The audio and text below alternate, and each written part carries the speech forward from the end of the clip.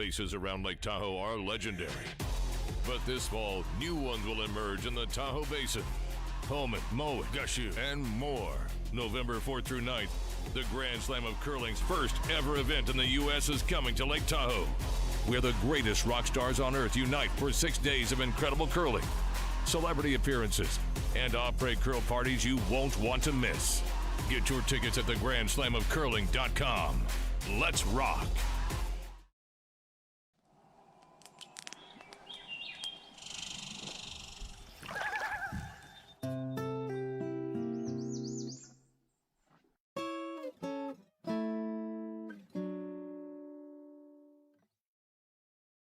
Ste.Marie Airport Development Corporation, owner and operator of the Ste.Marie, Ontario, Canada Airport, is proud to support the Sault Curlers Fall Classic and welcome all to beautiful Sault Ste. Marie. The Sault Ste. Marie Airport. Go there to get anywhere.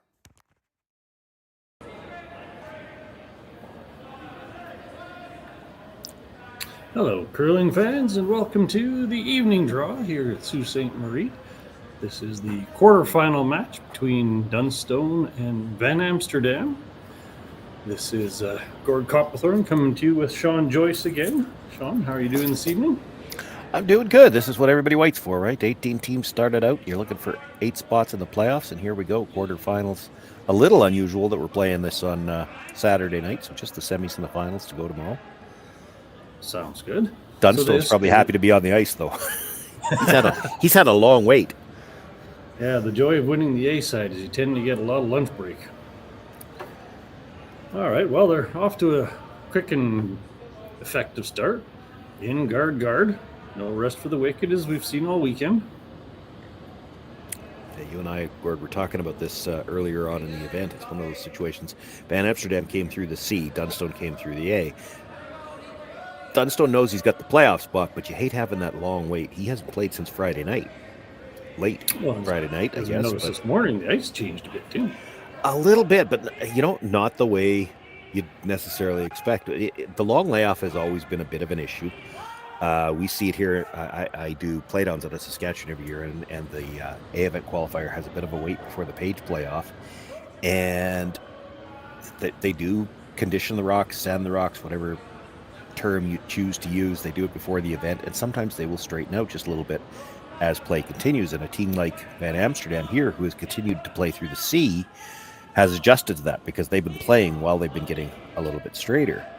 Well, what we saw this morning, it was curling just as much as it was Thursday night. In fact, in spots, and that might have been the sheet we were on, it was maybe seeming like it was curling a little bit more. So the rocks are holding up nicely, and Dunstone will be happy for that at least. I hear you there. Should also make for the game to be a little bit more interesting, picking up that extra half rock of curl. So as you can see, they're playing that around the guard kind of tappy stuff, whereas, say, Friday morning, it was freezing around the guard. So a little more traditional, you might say. Yep. It is a long guard.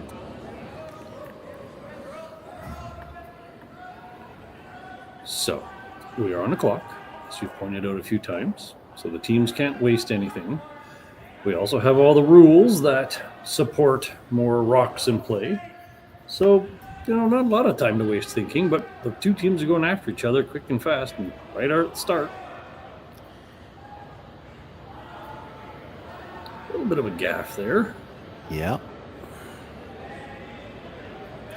Gives Evan an opportunity to peel the guard and play defensive, or go in the house and play offensive. That would have shocked me in the first 10. That's a it's great if you can make the rings, but it's real tough. And then you're trying to hold a force for a long time against a team that is probably just eventually going to duck around the guard anyway. So beat them to the punch, right? Yeah. All right. So Evan and friends are saying, you know what? Let's park this in the top 4 and make Dunstone earn anything he can. Nice easy sweep coming down here. Getting a little crazier.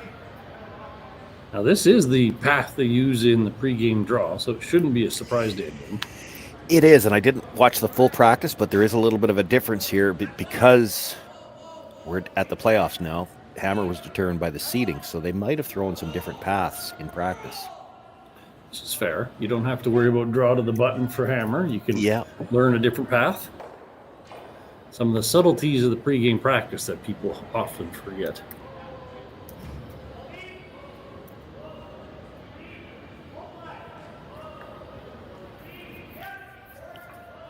So we're still just dancing around the center gird. As you said, it's pretty darn high, so there's plenty of room to get by. Never going to roll under when they're mostly buried, but still staying at least a corner tucked. Evan's thinking, hey, I can tuck a little bit more of a corner here, so Should be able to. Looks like he should be able to anyway. Just based on that last one. So we've seen a lot of play with that kind of 11.5. Some people might call board weight hitting, because that's the only way you're getting a curl out of these sheets, right? Yeah, you start throwing anything heavier and they will straighten right out. This one actually is running a little straight too. He did have a fairly pronounced pop on it. Clears the guard by a couple 3 inches. Still makes the yellow go away, so half points, no roll. Little crack, little opportunity. Dunstone's now going to try his tap of the wrist. Let's see, in his world, what's that? Board, hack, somewhere in that ballpark. Every team's got their own nuances of how to call weight. Yeah, hack's usually lower. It's near heel usually. Yeah, lift your foot and tap your ankle. Colton Lott here with his attempt at the little roll. With the Harden brothers helping get it there. That's never a bad problem to have. Ryan trying to walk it over. Still clearing the guard by plenty of space. And we got, yet again, quarter rock hidden. Kind of creeping up in the house, though. When does that come to be an issue?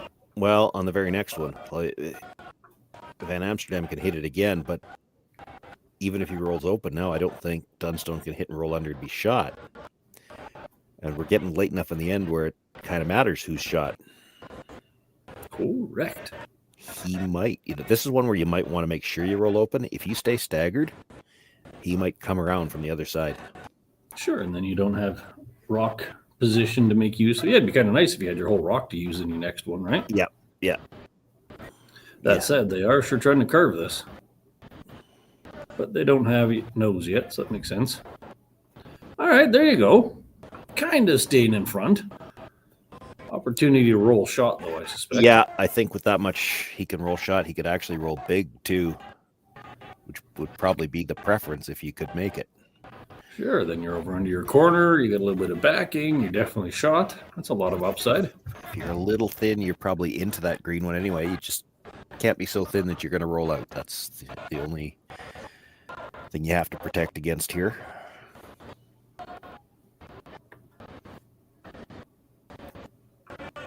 All right, here we go. Here's our attempt at it. Once again, the Harden brothers managing line. We got EJ on and off, so it's got to be close. Switching gears, go for a little curve. Where do they park it? All the way over, all the way over. Excellent shot. All objectives met. Brilliant shot. Yeah, just a little 7-foot roll dead behind cover. That's Partially covering the other one. Like, but how much more could you ask for? It's not even Christmas yet. All right, so what's Evan's answer? he's going to play the run. This is not without risk. Any value in the draw? Probably not. Tough to make the draw to the corner. And the draw around the center, we've seen all end how, because that guard's so high, it's pretty easy to get to. So, run sounds like the next best option. Yeah, I don't think he could ever dead jam on the green and leave it there. So, I mean, as long as he kills something yellow here, he's okay. As long as watch yellow it, goes away. watch it. Here it goes, here it goes. Oh. Bang, bang, like a script. I was afraid that was going to curl and he was going to prove me wrong. I get accused of the announcer's jinx every once in a while. Put it in the universe and it's going to happen. I get that status. But instead, he puts two yellows in the corner just as he called it. I still don't think Roll from that his front a angle. little. Yeah, from that angle, I don't think if he misses the first yellow, like he could kill the green, but I don't think Sure. the yellow would have stuck. I think it would have rolled out. I won't argue with you on that one. Not that I argue with you on a lot of things, but hey, I still won't miss one.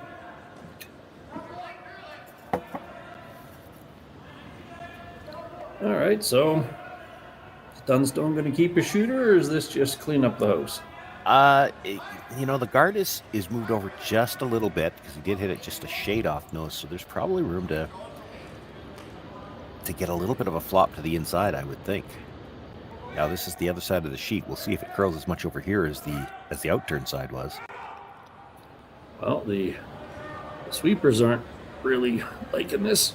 Walk it. All right, they're on to it. Yeah, they managed to keep it in play. Doesn't make Evans' shot hard, but it does force him to play out in the wings. Keeps things safe.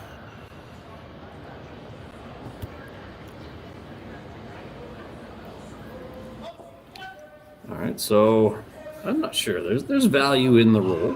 It's probably the best way to get a force. Oh, for sure, yeah. Short roll, 1.5 feet. That's easy compared to that 7-footer in the run back. Yeah, nothing's easy at the outside of the 12-foot. I mean, there's been stats out for years, and I've talked about it on the air before, that the minute you get the broom outside the edge of the 8-foot, even these top players in the world, there's a noticeable drop-off in the percentages. And then add to that the fact that, okay, yes, we're not drawing for button in this game, but I doubt anybody threw a rock this wide in practice, so this is going to be extremely fresh pebble. I would be shocked and surprised if anybody threw rocks out there. And you sometimes get those little plateaus out there, kind of the edge of the scraper. But that said, yellow's going away. They're going to get our roll. Nothing to it. Textbook force. What more could you have asked for? All right, well, Dunny's running down saying, well, you got that one. I'm just going to draw for one. Not a lot of pressure with it barely nibbling the 8-foot, but hey.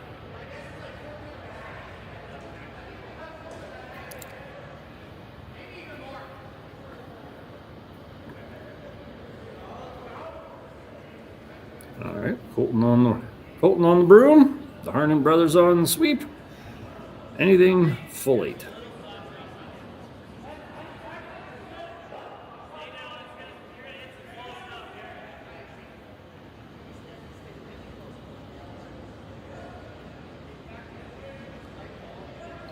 Seem content. It's a clean style sweep. Just escorting it down. This looks like going to be one on the board for yellow. Let's see how much of the pin they get. All right, like that. Turkey. One on the board for Dunstone. We'll be back in a couple minutes.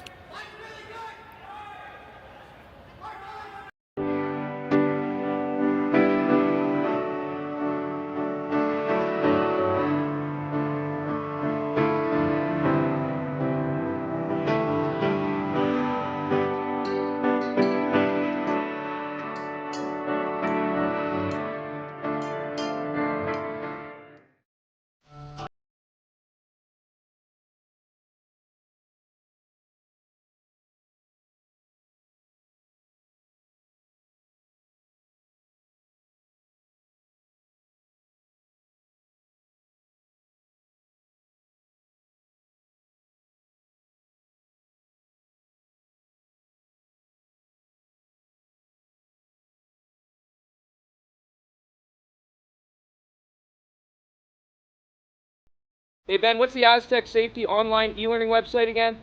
Yeah, that would be aztecsafety.com. Fire extinguisher and firefighting, we'll send that one to Paul. Ah, now here's a course I should probably take. Conflict resolution. Power line safety. Yeah, I thought it might help me with my line calls. Did you know this Aztec website has over 100 safety courses? Jeez. Aztec Safety online course. Ground disturbance. Could have used that a few seconds ago.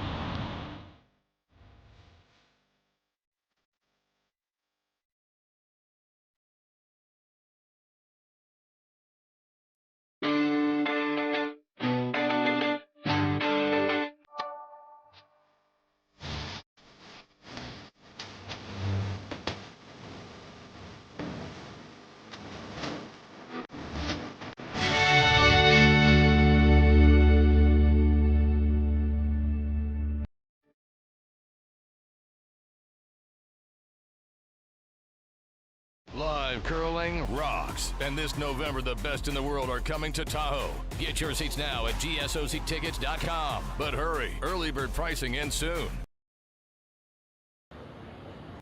Welcome back, everybody. This is quarterfinal action at the Henderson Medal Fall Classic, brought to you by Kioti Tractors of Ontario. We're coming to you from Sault Ste. Marie, Ontario.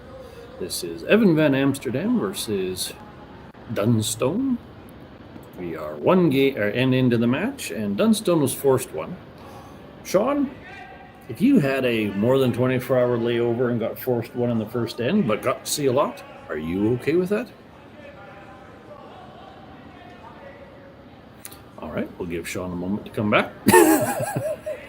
Anyways, where I was going with that is, they got forced one. They did have hammer, but they got to see a lot of the sheet. They got to execute a couple of really nice plays. So it's not a complete loss. Kind of just chalk that one up to one end under the belt. And, well, see if you can't force a blank later on or something and get the end count in your favor. Anyways, we have play kind of going down the split the two sides. Something interesting we've seen a lot this weekend. Some teams focus strictly on the middle when they have hammer. Some are more inclined to go to the wings. Evan has chosen to go way out into the far wings, but hey, as a rock buried. Dunstone's selecting to keep playing around the middle. Had the option to throw a higher guard, but it's still fairly early in the game. Doesn't want to take too many risks. Well, the nice thing for Evan, too, have it. Steel would be nice. A blank would be nice. Bit of a tight pair of guards, but free guard zone rule. Well, no, we're past the free guard zone rule, so bit tight out of those two, I'd say. But anyways,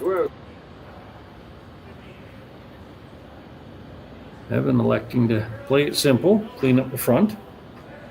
Double guards on top of one in the forefoots, not something you'd usually leave alone, not in the second end.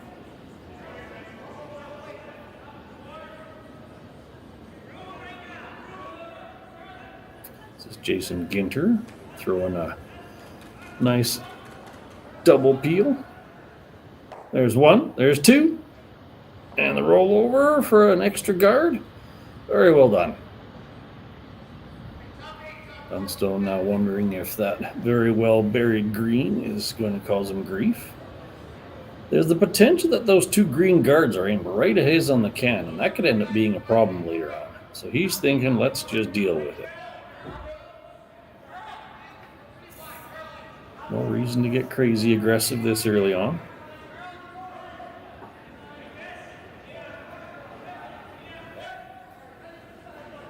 Oh, time for a mound visit, as our esteemed colleague Dave would put it.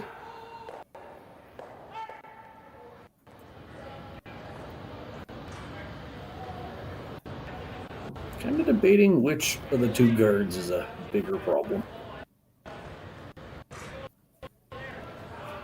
Well, the biggest problem about them all is you can't just make the double peel. It's going straight onto the yellows. Yeah, so you can't leave them, can't double them. Probably thinking chip and roll. Yeah, a single peel on the tighter of the two, which will expose most of the greenstone in the 12-foot. And you'd like to roll to guard your own. That would be a nice outcome. And thus far, every time we've said that's ideal, they've done it. So let's see if the pattern continues. This is E.J. Harnden. Colton on the early sweep. I don't have a lot of green rock, though hitting the top one is also acceptable. Just so long as you're rolling in towards the middle, right? Tick on the top one and get the second one would be great. I almost called it too late. I don't think he moved it far enough to matter. Could have moved them both out of the way. Did get a nice roll on. That could be a nice force rock later in the end. Well, it matters that it's second shot, because for now that stone in the 12-foot that's buried, he's got to find a way to get both of these out to bring that back into play yet. A lot of rocks to come.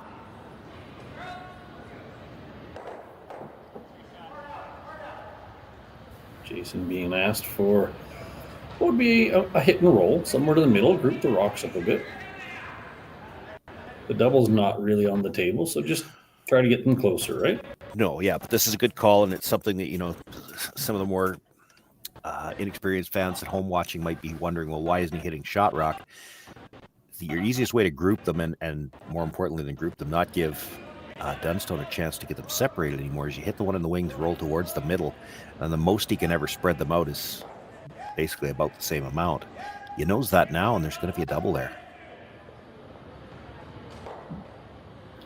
Yes, indeed. There's only 6 feet when you got one in the middle, right? That's Yeah, the farthest yeah. you can spread them. Whereas if you hit the one in the middle, you hit it right on the nose, he hits and rolls to the wing. Now you could have 8-9 feet between the two of them, and it gets really hard to make a double.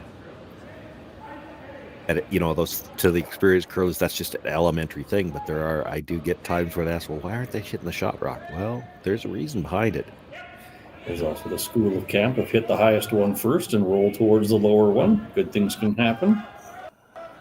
Anyways, where do they want this to go? Not there. They would have liked to sit for 2, because now he doesn't have to hit that one at all. Correct. And you can actually roll towards that yellow one. Keep it farther away from the green, as you put it. Put 9 or 10 feet in between those rocks. Not that there's a lot of that green one that you could hit in the first place.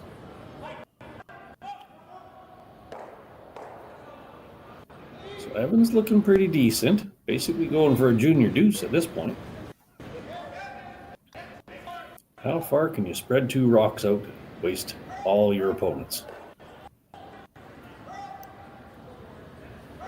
All right, looking for a little bit of curl on this. Got to stick around for sitting 2. Nicely done.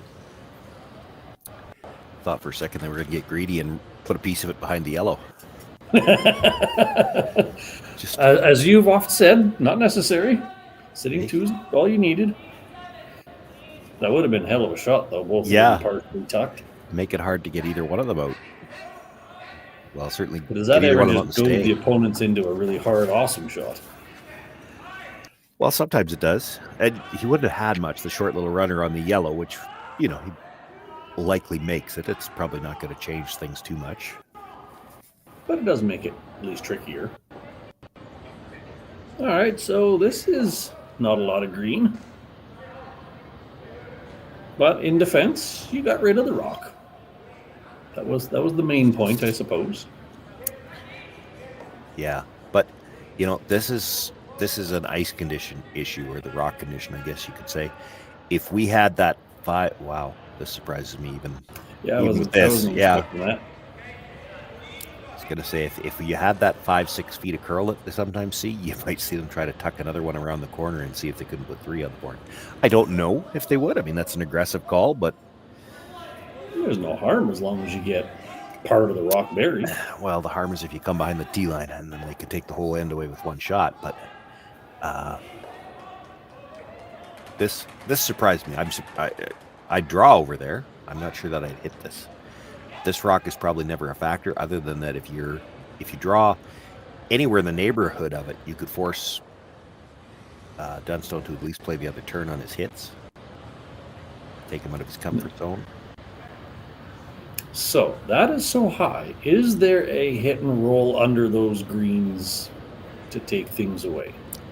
Or is that too far? It's probably too far. This could be one of those things, though, where you're talking about it just to put it in Evan's mind that you're going to play it on the next one. Which, I mean, he is going to play it on the next one. You'd have to throw big weight to make it, because you got to roll fairly flat to stay. If you throw this with control, for instance, with where you'd have to hit it to get the roll that far across, you'd be too deep. I don't think you'd still be shot. So he needs a flat roll to make it. So for now, you have to make sure you're rolling far enough to be shot. You're hoping Evan maybe rolls a couple of inches more, a couple of feet more towards the center line, and then you got a shorter attempt at it for your last one. But you have to be shot. If you're not shot, he doesn't have to hit it, although he didn't have to hit it on the last one, and he still did. Sometimes guessing along with skips isn't easy.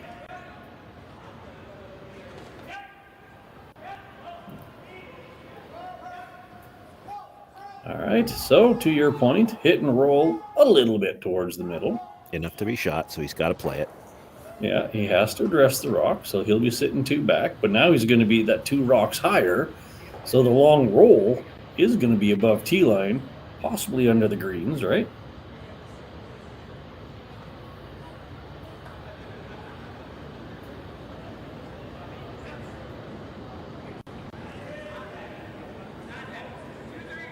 Would Evan ever entertain the really long roll to even make that not possible?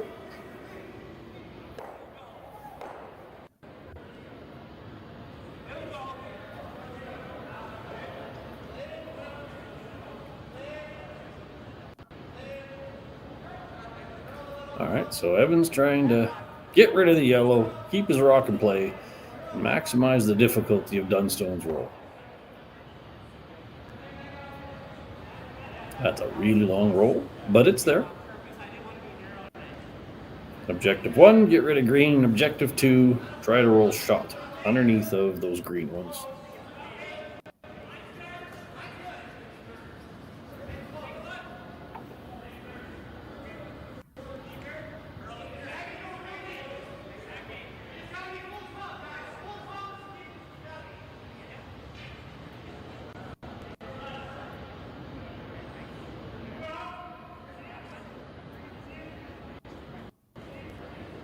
Dunstone with his routine, nice and patterned.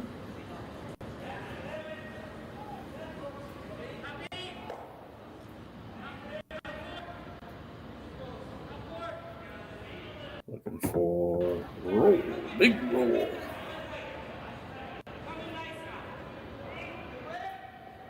Not a ton of weight on this, but you don't need a ton of weight for a roll.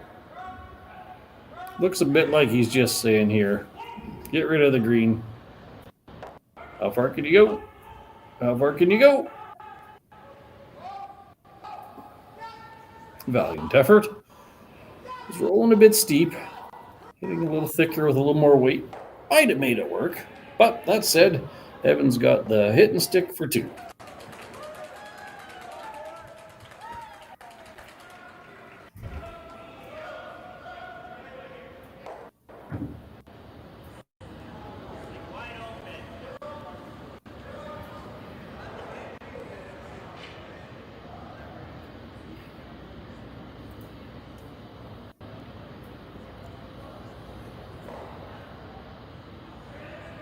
Been calmly setting in. Just needs a simple hit and stick for 2.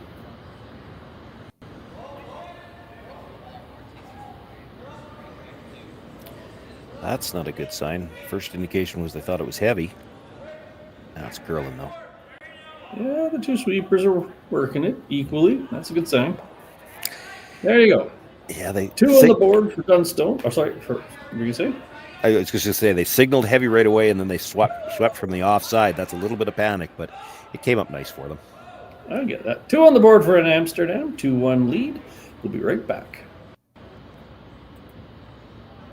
Developed over a decade in collaboration with the finest ice makers this side of the Atlantic, the Pebblehead PB5 is nothing short of a triumph of sophistication and craftsmanship. Weighing less than half its lumbering copper predecessors, yet boasting tenfold their durability, the PB5 delivers perfect, consistent ice, time after time. The PB5 by Pebbleheads.com. The apex of ice-making ingenuity for the roaring game of curling.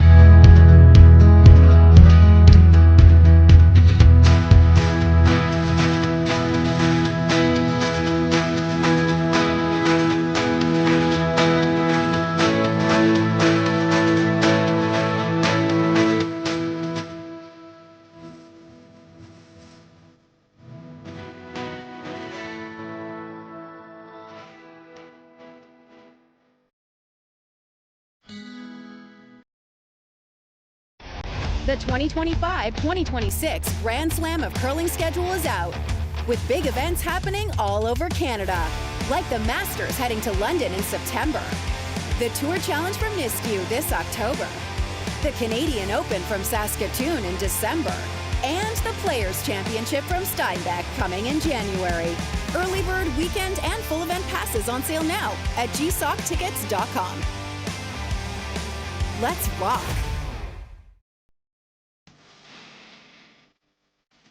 I've got this one.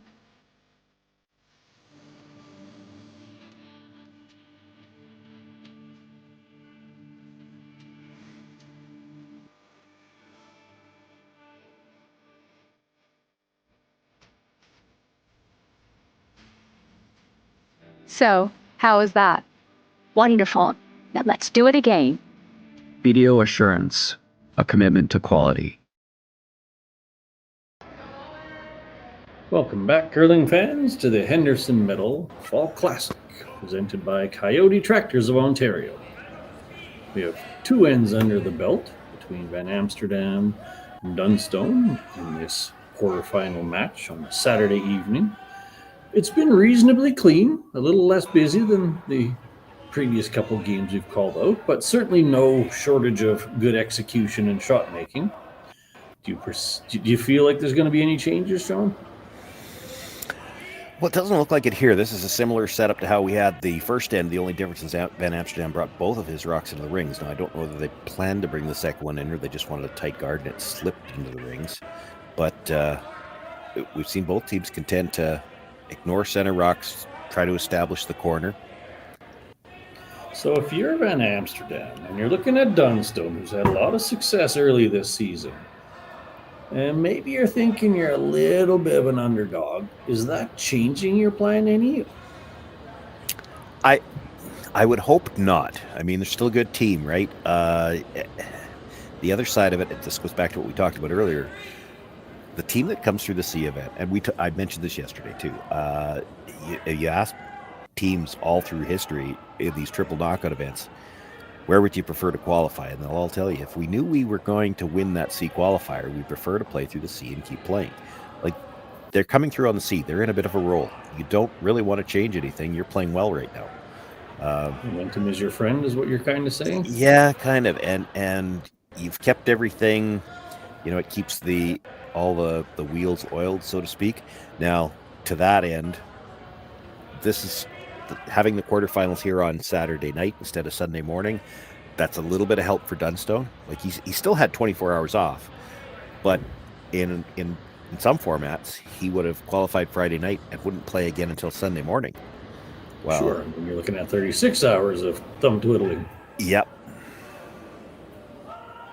All right. Well, they're going for move the greens. We got 1, 2. Go. There's 2 greens in the corner. That's a well-executed raised double takeout. They were a little bit too close together, I might say. Yeah, does leave the green buried behind the yellow, and then Evan, I think, is going to play the run back on the yellow to try to kill the 2 yellows. So here's a bit of quick replay, a double look on this one. EJ is no stranger to throwing weight. Bang, bang, bang. And a little bit of exercise for Dunstone. Excellent shot. They missed the run back attempt to come back, but they did roll the shooter into the ring, so the yellow open. Second and third belong to Van Amsterdam at the top of the 12. But this is he could make the run double here and roll to a corner guard. How would you like that? Sitting 2 and shot rock would be buried. That doesn't sound like a bad problem. Well, yeah, Evan's probably got to go after the one he can see. And then you might have the option to come around again. Now, it depends whether or not you can bury the shot stone or not. It's close. It's got a curl. Well, less green in play. You got the sitting 2 part. Nothing's buried.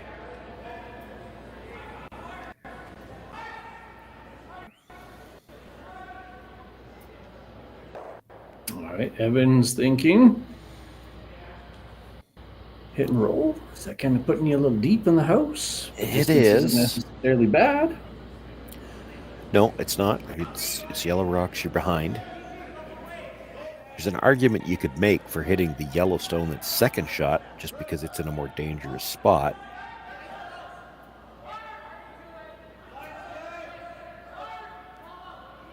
There's the contact. It's a bit thin. Lots of things to roll behind.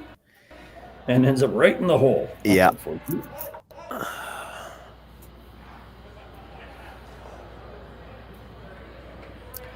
You don't even have to hit that. And I don't, yeah, he's not going to.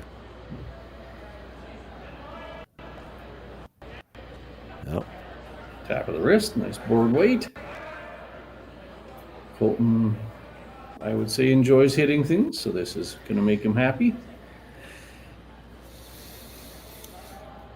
So, the downside of hitting it's very deep. This is true. There is distance between the run back, which is a good side.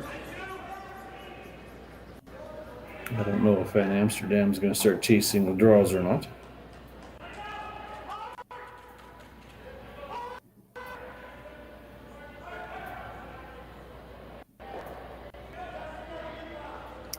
I would expect him to play the double on the yellows and the rings.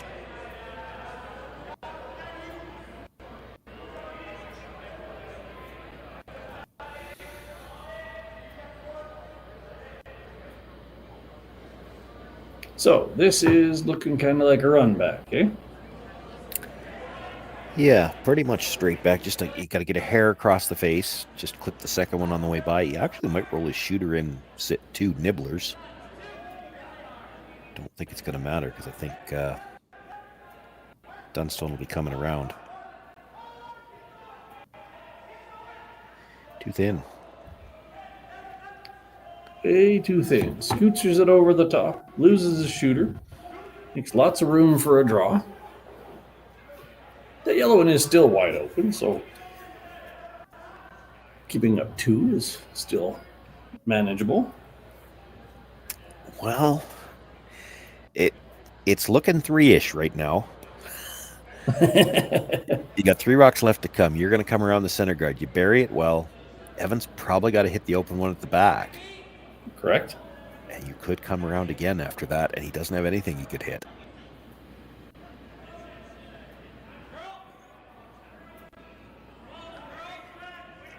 I think you'd like to bite top 4 here. You want room to get another one in on top of it if you can. It's got a ton of room by the guard.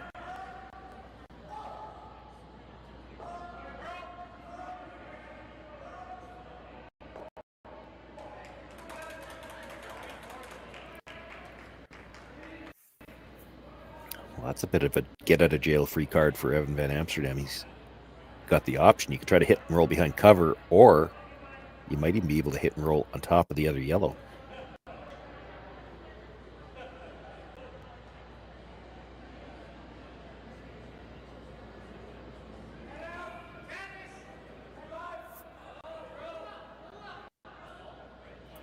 Well, it's looking 3-ish right now. You got 3 rocks left.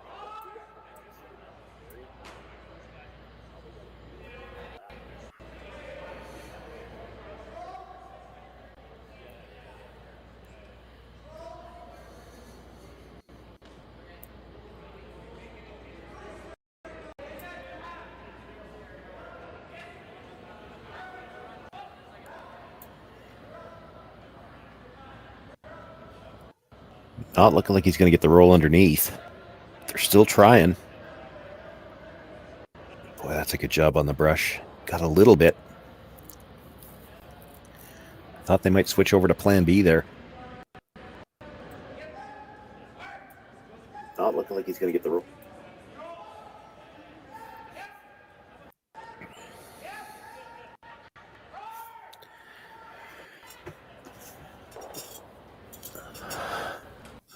So Matt Dunstone with his first going to make a play on that green stone, top of the 4-foot. It's a 7th, about an 8th underneath cover. I don't know if he can bury this or not. Even if he's just right on the nose, there won't be a double back.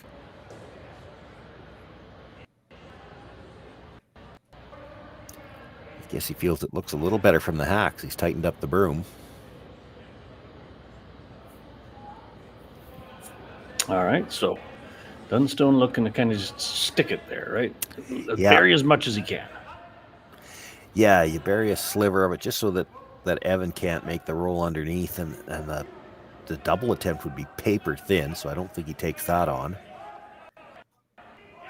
Then he might have to try to hit and roll in front of the yellow, which is still a way to get out of the end. There's lots of air past the guard. Ryan trying to get it over. Well, he might have left the double, though. Yeah. That very much is a double. That's a get-out-of-jail-free moment for you. Well, it's more than just get out of jail, because I think that green at the top of the 12-foot like it looks like it might be biting. If it's biting, you make the double and it's a force. Is there any chance of rolling under the guard with the double? There is. Not the main point, but Nope. if you're ticking all the this is amazing boxes, you could make a double, roll under the guard, and have a biter. Yeah, it's kind of going to depend on the weight he's throwing. Like with bumper weight, you're probably throwing more than that to make sure you have a double. You probably may throw in at least control. Yeah, it's going to be close. You can roll a piece under for sure.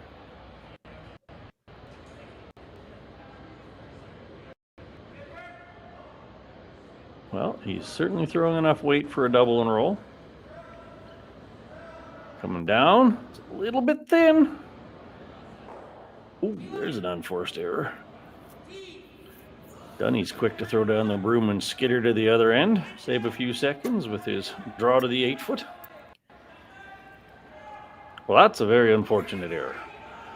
Over curling may have been better because at least you get them moving. Yeah, well, and you could have. I mean, if you over curl to the point where you jam it, you still might end up behind cover as shot rock, and he's got to deal with it. So that's kind of where my brain was at. Maybe more weight than he was intending. It looked like a very pronounced pop at the end, and with that extra weight, those rocks just aren't coming back. All right. Last rock here in the third. Dunstone looking to draw anything 8-foot or better. Put it on the pin during this first end in the exact same path. Got two of the best sweepers in Canada managing it for you, which is both for judgment and ability. Not a lot of working.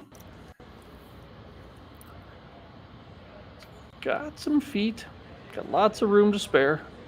Draws back 8 for a pair. That puts Dunstone up 3-2, and we'll be right back.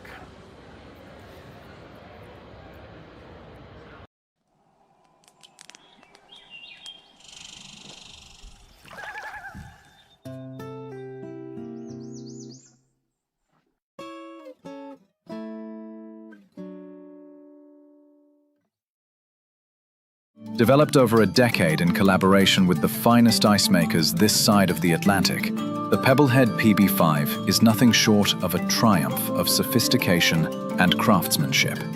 Weighing less than half its lumbering copper predecessors, yet boasting tenfold their durability, the PB5 delivers perfect, consistent ice, time after time.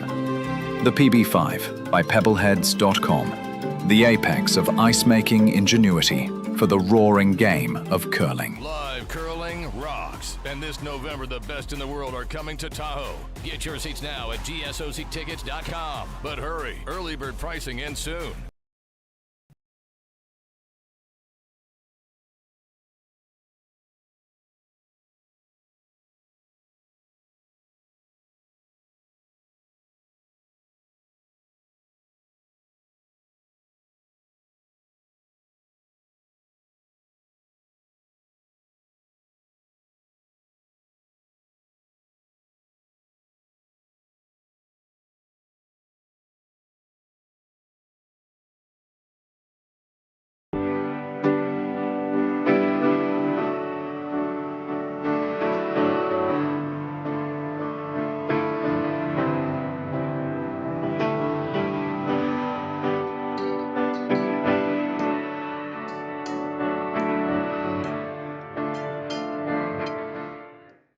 Ste.Marie Airport Development Corporation, owner and operator of the Ste.Marie, Ontario, Canada Airport, is proud to support the Sioux Curlers Fall Classic and welcome all to beautiful Sault Ste. Marie. The Sault Ste. Marie Airport. Go there to get anywhere. I can hear some click. And welcome back, everybody. This is end number 4 action between Dunstone and Van Amsterdam here in Sault Ste. Marie at the Henderson Medal Fall Classic, brought to you by Coyote Tractors of Ontario. We've had kind of a back and forth. 1, 2, 2. Few misses, nothing major. I can't imagine much will change. What do you think, Sean? They're both running out of the same strategy handbook, too, because we've seen corner guards thrown up every end so far, ignoring the rocks in the middle, throwing up the corner guards. I do have to say, Evan likes really far out corner guards. He's full on the 12. Well, and I can understand that maybe not necessarily be quite that far out on this ice, but you do see so often those corner guards get in the way of the draw path towards the center. We have seen that a couple of times yet this weekend, but that draw path is not as wide here as it might be again on that ice that curls at 5 to 6 feet. Yeah, it's kind of strange. Like, everyone's got their preference, I suppose, but hey, whatever works for you. A corner guard's a corner guard. If you know you can get around a corner guard that wide, there's nothing wrong with having it out there. You know it's not blocking your path to the middle later on. And having the rock underneath of it, half a rock closer to the button, is not really the objective. You're just hoping that's rock number 2 in your score sheet. Yeah, for some of us, that grew up playing in the straighter conditions, you saw a lot of times when ice makers would, and this goes back to before everybody understood that it's rocks that curl, not ice. They don't like you saying this, but they would dish it, basically. Yes. So you'd try to throw those draws to the corner, and that's where you get uncomfortable with the corner guard that wide, because there was almost a hill out there, and if you got the corner guard too far over, you couldn't actually get around it. It was only going to curl just so far, and it's not going to curl against gravity. So that's where, a lot of guys would get uncomfortable having it that far out there. That's still a free guard. Evan might want to sweep that. That's not the first time I've seen that kind of just let it roll. It did go. So all right. Oh, there's no boards here. That makes a lot more sense. There's a line in the ice, but he sweep it to the line. He could have swept it, is the thing. Yes, to be certain. You'd be amazed how many games get lost on those little moments. That you didn't sweep something behind the house, didn't sweep something off the edge. All right, well, that was an unforced error. Opportunity for Evan to choose whatever he wants to do. Thinking hit and roll off the tight one, maybe draw underneath. He does not like clutter on the middle. I'm fine with the draw around. If you're going to go around, I think you're going to go around the higher one, though. This is probably the more dangerous of the guards, so I don't mind this call either. Is this a Evan doesn't like guards, or is this an Evan respects Dunstone's ability to make use of that guard? Never mind. Yeah, don't. Jason said, nada. We're going around. Yeah, front end audible. He's going around the one that's going to be easier to run back. I don't like this call. I would have went the other path too. A little bit of a right to left as we're looking at it might have been a safer place, but again, you can still run that short one on an angle. Someone's jumping up and down with a camera in front of them. All right, this has got a long way to go. Well, it does, but and you're coming around your opposition stone, you don't want to be dead buried. Fair enough. Deep enough that Dunstone can't hit it, but not so much that you can't play on it. Not deep enough, not the word I'm looking for. Curled enough that Dunstone won't just flat hit it. He could hit it, he's going to roll open, and then it gives them a chance to roll back underneath. Just want to give him that opportunity. You make the freeze to it, you can, at least for now, eliminate the stone in the corner. So we're looking for a freeze. Saw a lot of these in the Epping return as match. A few less throughout today, but hey, who doesn't love freezing rocks in the top 8?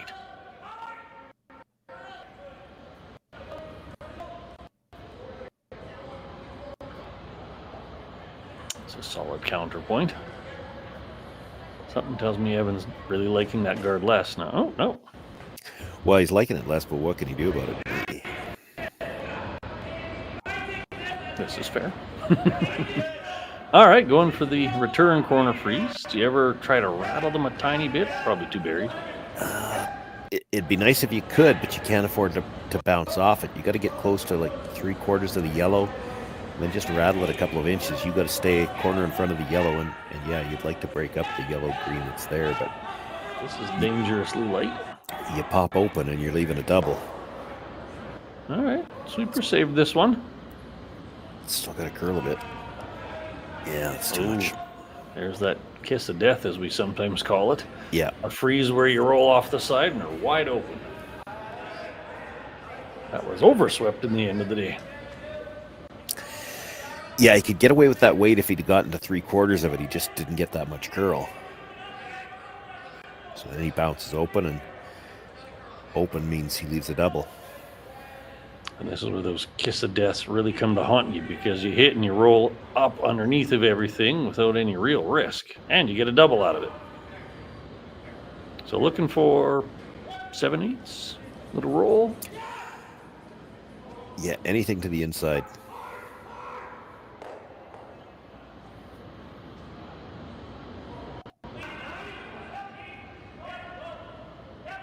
Ryan just keeping it clean. Really, it's close. Ooh, wee. Well, you got the double. Didn't quite get the roll. Nose wasn't bad, though. To make the double on the yellows, you got to roll to the outside, probably all the way out. It'd be certainly hard to keep your shooter. Evan instead thinking I'll just play patient and nose this one. Walk the rock forward a little bit to make the double angle a little friendlier.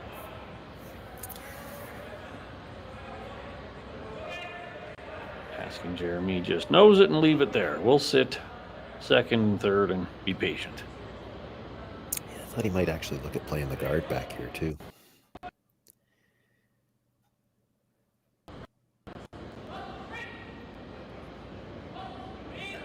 On and off, on and off.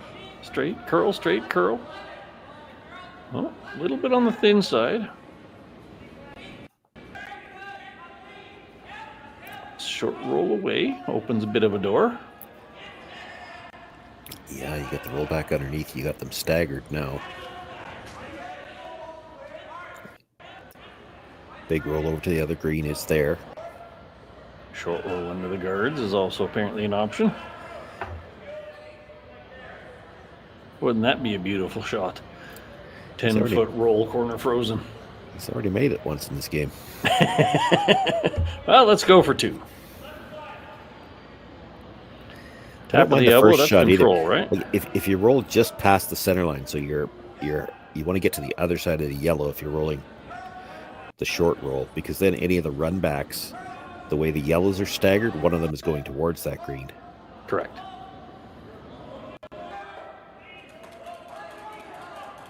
Is there ever a point where this roll's so good that Evan says, to heck with it, I'm drawing underneath? Based on what we've seen of the way he's been calling the game so far, I don't think so. Okay, well, there's what you're basically after. A little farther, may not have hurt. Is a chance to get a lot of yellows moving now.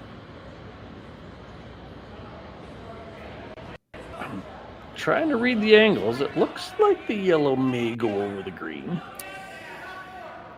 It really is going to depend on how he hits the... Like, if you nose the first one, you're half on the second, and it's going to catch the third one thin enough that it might go over there. He's trying to drive it across the top, it looks like, in which case the top one's going to stay in the rings, but he's going to make sure that the guard and the stone biting the forefoot go. And his shooter's going to get off the center line. That said, at this point, opening up the middle is more critical than worrying about your green in the edge, I suppose. Yeah, I mean, that green on the edge is still well buried. If you can get a shot at the rock in the middle, you've still got a shot at two. Jeremy Hardy with the up weight hit. Early sweep, holding the line. We got one, we got two. Over the top. All right, two yellows in the corner. The other yellow wide open, and the green one's still safe. Fairly solid shot. Yeah, it did go over the top, but not by a ton. I thought it was going to do the just. I thought it was going to at least touch it, yeah. Yeah. The yellow is shot rock, though, so Matt could just elect, that's what they're talking about. You come around, you have to stay high enough that you don't leave them a double off the other yellow, or be really deep and make it a very thin double. You really got to commit to one or the other. This is where we're talking about if we're even, we're good. If we're back here, we're good. And then if you're talking about both, how often you see them get the one right in the middle where you leave the easy double? I've seen it twice today here in Swift Current. Yeah, you have to commit. It's one of those things, you get two shots in your mind and you end up making the one in between that, and that's not good. I often tell people, it's one thing to identify the choices, but your conversation is, this is the one we're throwing. And that's how you end it. You don't follow it up with, oh, but if I'm heavy or if I'm just drop it at, this is what we're doing. But yes, too often it's easy to end up in the middle, and that's never a good place. All right, so Dunstone looking to put another draw in the house. This is the third easy outturn draw for him. Leaving it up to his 2 power sweepers to pick whether it's even or deep. Team shot aspect. That's what we love about this game. 2 of them giving it just a nice clean, nothing too fancy. Lots of air on the guard. Coming in, coming in. Which one did they pick? Well, they were picking T-line all the way. That looks like a nice 45-degree angle to me, so that seems like a pretty good outcome.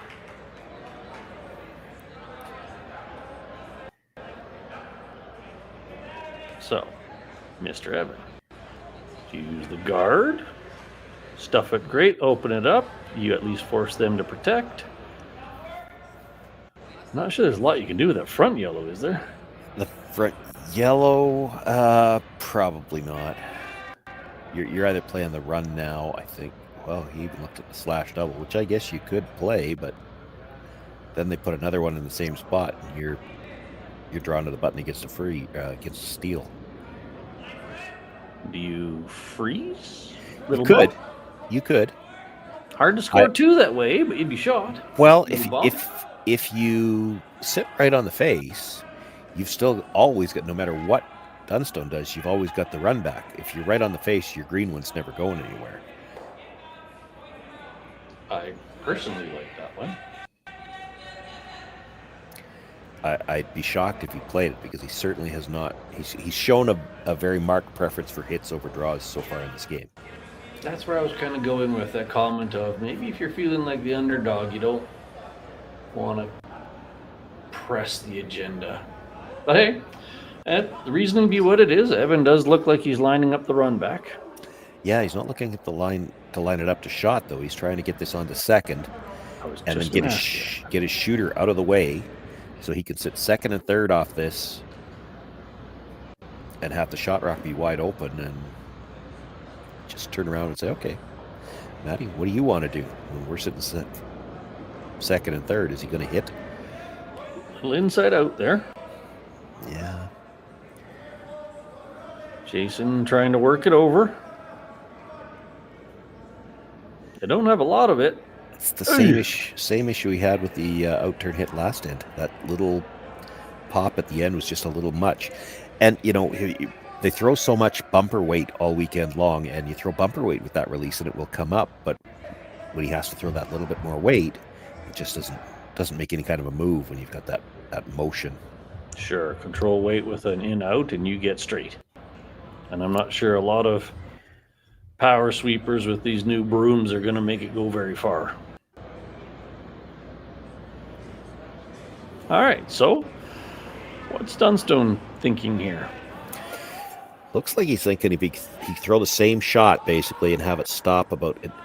This looks like the unnatural way to do it, but it's the same shot he just threw, that stone that's sitting in the corner of the button, he did come around that yellow guard. That's where he ended up. But he wants to bite the top of the forefoot, and essentially it's the Christmas tree. It's just this looks like the harder way to get the Christmas tree, but it is there. I mean, the overcurl Christmas tree. He just made it, so. Yes, this is now attempt number 4 on the outturn draw. It's worked out well for him so far. So you want what? 2 feet higher and a little less curl. Yeah, nibble the top of the forefoot. The Harnan brothers have a very similar response to his first one. Working a little harder. Has that same kind of, half a foot of clearance. There it goes. Walking it down. And there's that top 4 nibbler, partly covering the back one, partly covered by the guard. Not a whole lot of recourse you can do with that. No. The draw tap seems like you could just get your one, should you not? Well, Yeah, but you got to throw the in-turn draw on a path that nobody's thrown yet. Like the And throw outturn's back gone. four. The outturn's gone. Like Matt's in the way of your Yep. outturn draw. It's hard to bite more of the button with the outturn. You could play the double on the top two, but it's hard. You got to get the back of the second one to get in. That would be the triple of the ages. Yeah, well, that's what they're looking at. And I think part of the reason they're looking at it, they do have a preference for the hits anyway. As long as you make the double, you're not giving up more than one. But it's really thin on the first one to get the back end of the second one. So you're probably giving up the steal more often than not if you play that. Well, you can tell it's a difficult situation because they know the two choices, and they're having a heck of a debate about which one of the two is more makeable. I really thought you were going to say you can tell it's a tough choice because they're actually letting the lead have input. What would you do here? Typically, I'd throw a card. What are you talking about? Well, it really seems like they're taking a solid look at this triple. I suppose worst case scenario, you make the double and give up one. well, Not that the double's a gimme. yeah, the double's not a gimme. That's the thing, right? Because if you're going to try to actually score, you've got to hit the first one fairly thin. See, if this happens, everybody's going to say it's the announcer's jinx, but there's a chance you hit the first one and go between the other two.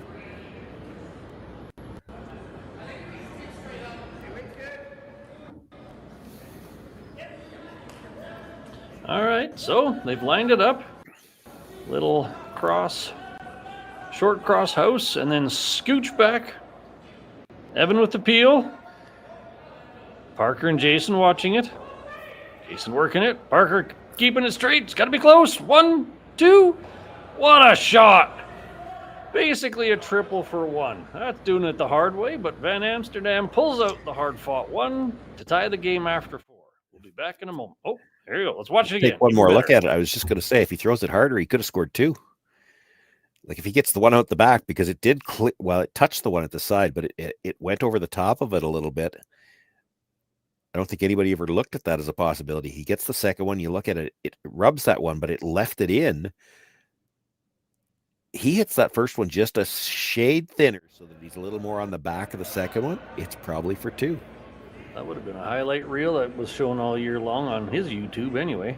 All said and done, a phenomenal shot. For over 20 years, the Sandra Schmirler Foundation has granted more than $9 million to hospitals across Canada for life-saving equipment for premature and critically ill babies. In the past 4 years alone, $4 million has been granted thanks to the curling community's incredible generosity.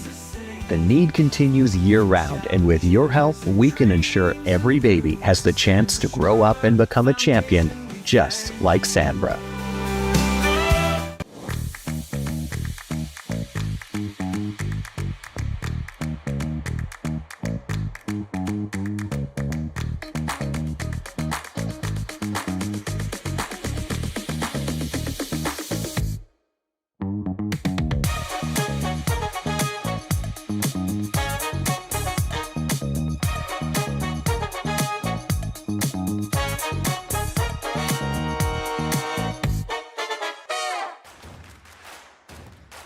Imagine being able to stream every curling game from every sheet from any event, be it your Wednesday league game, bonspiel, or corporate event. Curling Stadium offers an all-inclusive streaming solution featuring high-quality cameras, ease of use, great reliability, and minimal installation. Offering your sponsors customizable ad space on your streamed curling games and being able to sell video packages to your corporate events for increased revenue. With Curling Stadium, you can stream to any device, be it your mobile phone, tablet, or computer. Push the feed to your desired platform, be it Facebook, YouTube, or any other social media. Curling Stadium is simply the way forward. Where it's commonplace in other sports to televise every game, we want to do the same. Curling is a global sport, and it's time it gets the coverage it needs. Make your curling club the next Curling Stadium. Welcome to the RockShop.net, the official store for the Grand Slam of curling. Whether you're looking for the best hats, stylish clothing, fun toys, or unique accessories, the Rock Shop has it all. Shop online anytime at therockshop.net for exclusive Grand Slam of curling gear, or come see us in person at your next event. Therockshop.net, where fans find their favorite curling gear. Welcome back, curling fans. Hope you all got a chance to catch your breath. That was a bit of a crazy end with one heck of a phenomenal shot. Only for one, but a phenomenal shot all the same by Van Amsterdam. So that walks us into the fifth end tied. Dunstone has hammer, small advantage there. Yeah, but you're seeing something different here. I was just going to say, no not corner so guard much. from Dunstone. He wants to blank this end in the worst way. Yeah, the script says find a blank. We want 2 ends to your 1, right? Yeah. We had a quick clock check last end, and both teams had plenty, but Dunstone's ran his down a little bit more than Van Amsterdam. Which is surprising to me because Van Amsterdam took a lot of time to discuss that last shot. In all fairness, the clock check was before that one, so they might be the same now.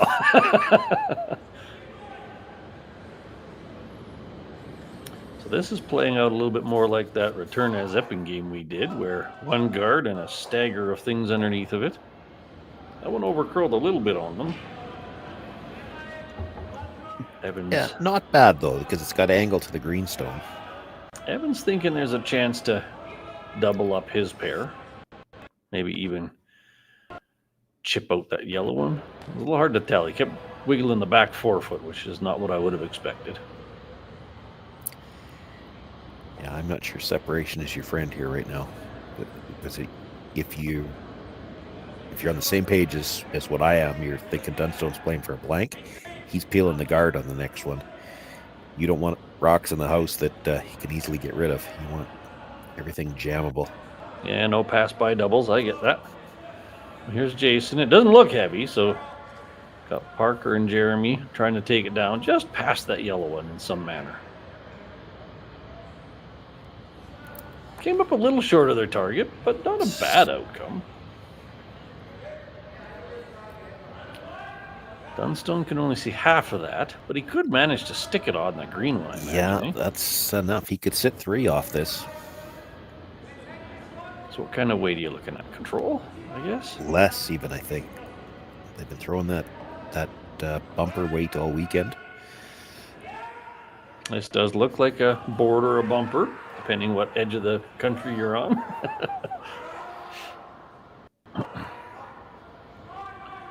Walking it in nice. There's the first contact. Green popped out. Didn't quite get the roll on the yellow they had indicated.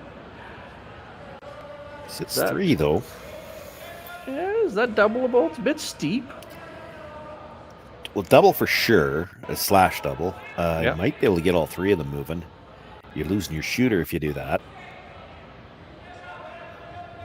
And then we'll see how committed Dunstone is to the blank. Yeah, well, as you've said numerous times in this, Evan has been allured by the hits, and there is a lot of win if you do it right in this case. I'm not sure you're going to get all 3 yellows out, but you can definitely get them out of the forefoot. So here we go. Jason is no stranger to throwing weight either, so here we go.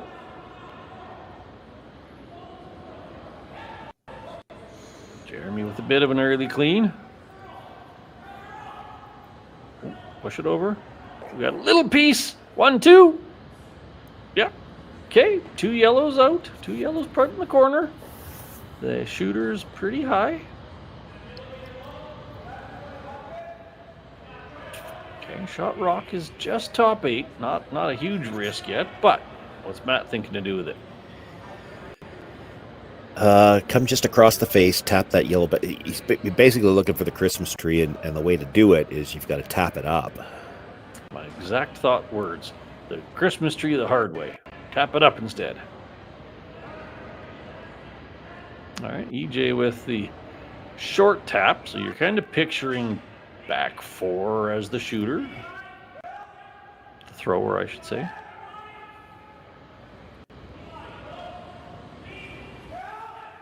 Got lots of air on the guard.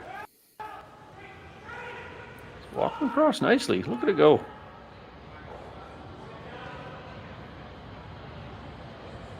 Right onto the button. Perhaps a hair far, but Evan doesn't have a lot of choices.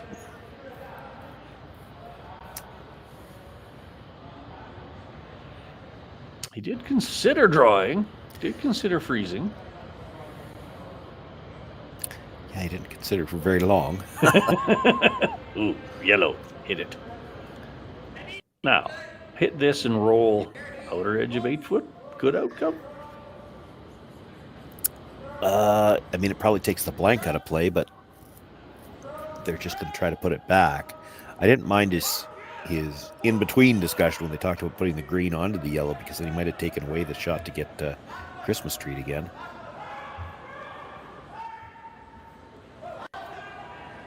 Oh, you don't want to just the back one. Woo! Yeah, you would have hated to ever just rub that yellow on the way by. I held my breath. Stop sweeping for curl when you're hitting the back one. I wasn't going to say anything, but it kind of made me think that's a bit bold. If you're not touching the front one, maybe stop trying to curl it. I'm not even sure they didn't want to roll farther. Like, this is hack weight flop under better now. Well, you could. Do you want to? You could roll to the edge of the 8 foot too, and say, look, our rocks are spread out. We're on third stone, so I think we're going to take our 2. Yeah, went in thinking blank, but you're giving us 2, maybe even 3.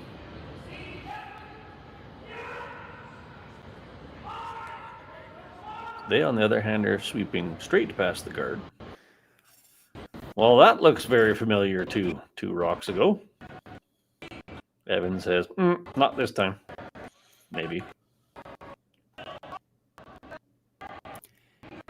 All right, try again.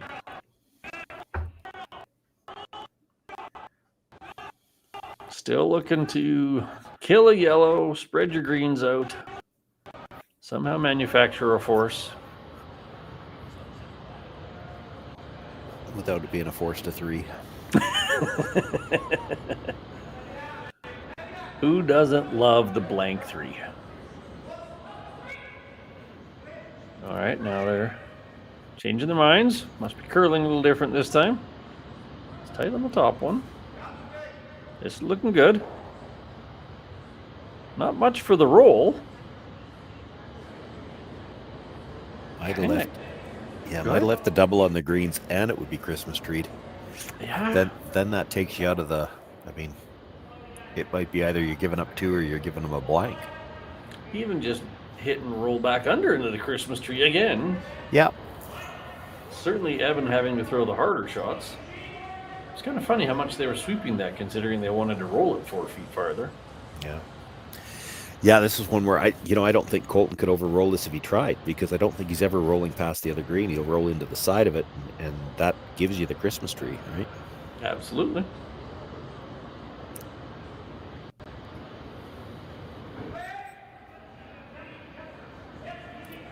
Well, they're liking it so far. Ryan with the escort down the sheet. EJ's turn. A little more air on the guard, but it is farther out. Clunk, flop. There's that catch on the green. Other green gone. Sitting 2, Christmas tree.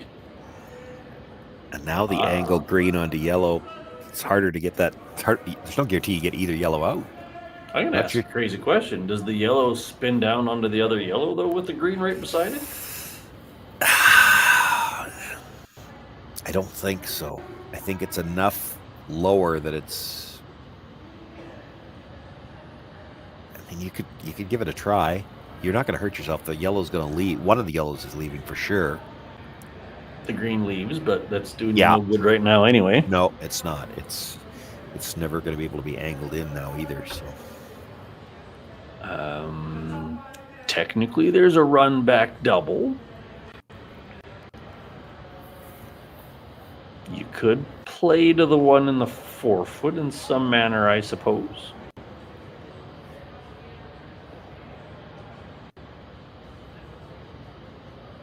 All right, there's a nice clock check. Evans cruised past Dunstone on the clock, but Both have a solid 13 plus minutes for 3 more ends. So long as they decide promptly. Well, I think promptly's already sailed.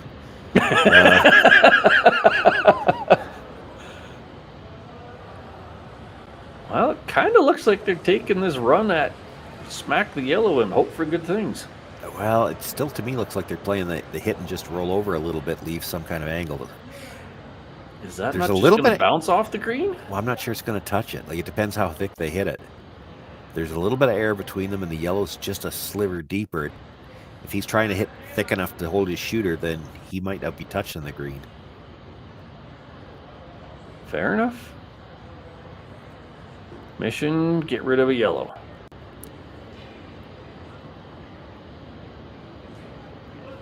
It's got that solid inside-out pop again. Jason saying it's a little heavy. Parker trying to work it over. They got a piece of it. Ooh. I think it rubbed. It made the green one wiggle, but to your point, it went through. And look at that. Matt says, let's put it back. Yeah, but you got to be careful, and that's what you saw Colton indicating. We got to be careful of where we line this up. Yes, you want the Christmas tree, but if you come to just the wrong spot, it would line up the green, yellow, yellow double. And there's definitely no blank on the table right now. I would be hard-pressed to see where that would be coming in, yeah. And that's what they're looking at. They're not talking about hitting that rock. They're wondering, what does Evan have? So are we going to leave him a run double here? You kind of have to play the Christmas tree. I mean, you could split the house somewhere and just try to sit 2, but he can get under off this rock. Absolutely. So you have to take that away. So they keep tapping 2 depths, right beside the green one, kind of where it just was, and then almost down to the 4 foot, so that if Evan hits that green one, it should shoot over top of things, I assume. Yeah, that's the thing. Like, if you put it kind of at the top of the A in the Maitland, that almost lines up the 2 yellows. The green is lined up through the yellows to make a double. See, and that's what you've got to avoid. It's kind of the same thing we talked about last end with where they were trying to put a stone just to avoid leaving some kind of makeable double. You're either high or you're deep, but you can't be in between. The in between probably leaves them a shot to get them both. And you got to be sitting 2. Yeah, so you have to commit to one. Which one are we playing? And I don't know. more of the ice tapping seemed to suggest they were going to try to play the high one, tighter to the own. Oh, you think it was the higher one? I thought they were coming to the top of the floor more often. We're gonna find out in just a few seconds. Well, it's got a curl no matter which one. Certainly not stopping by the top one. It might be stopping right beside the deep one. Well, not sure how to assess that. It might be okay because it stopped high enough that I mean, you can get to that stone, but to get to it with enough weight to make the kind of the crotch double when it's still a little bit higher, that's tough. It actually worked out really good there. I was picturing it half a rock higher, but that actually worked out to be a pretty good spot. You can hit the yellow, but you're just taking out a yellow. Yeah, it's tough to make the double. The doubles, it might be just there, but it's really tough because you got to throw a little bit. Yeah, well, yeah, because you're hitting the first one very thin, so you got to throw a little bit more weight, and that makes it iffy whether you're going to get the curl or not. He's going to try it. Certainly. I suppose the negative in this is it runs straight and you hit the back one and he's got a shot for 2. Yeah. Don't hit the guard. So if everything goes perfectly, you catch an inch of the top yellow, you clip the second yellow, your shooter probably shoots out the side, you're sitting 2, he's forced 1. Yes. Backup plan, just nose hit that deeper yellow. Yeah. Yeah, if you don't sit right there, it's still a tricky shot for him to get the 2 because he can't hit it on the outside. Or maybe that's just what he's going. That's not a lot of weight for a small piece double. All right. Gotta be. Oh, it's close. Never mind. Gonna be That's pretty really thick, close. Pretty thick on the first one. Yeah, they did not sweep that very well. No, that I was don't- making me look a fool on the call. I but don't then think yeah. they didn't sweep that very well. Like, they got off once it started to move, and they really needed to hold that straight. I don't think they were aware of just how thin they had to hit the first one to still catch enough of the second one. And to our point, you almost had to hit the bottom one better, because then the green one would have theoretically stayed there. This is now just a, once again, draw anywhere in the 8 foot. Yeah. So close to good. End result, easy shot for 2. I almost would have preferred the just nose to make this draw harder. Anyways, here we go. Dunstone looking to pick up another 2. Harnan brothers bring this rock down the sheet. Well past all the guards. They're going to hit the pin again. Just like that. A little bit through the pin, but 2 yellows on the board. That's a 5-3 lead for Dunstone over Van Amsterdam after 5. We'll be right back.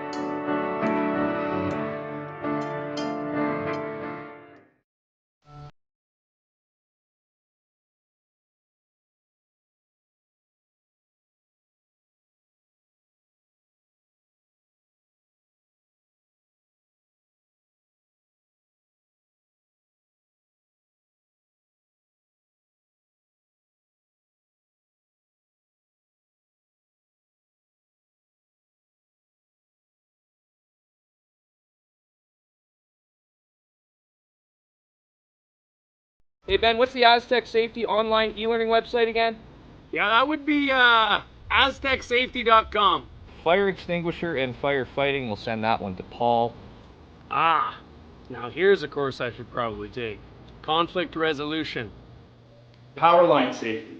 Yeah, I thought it might help me with my line calls. Did you know this Aztec website has over 100 safety courses? Jeez. Aztec Safety online course. Ground disturbance. Could have used that a few seconds ago.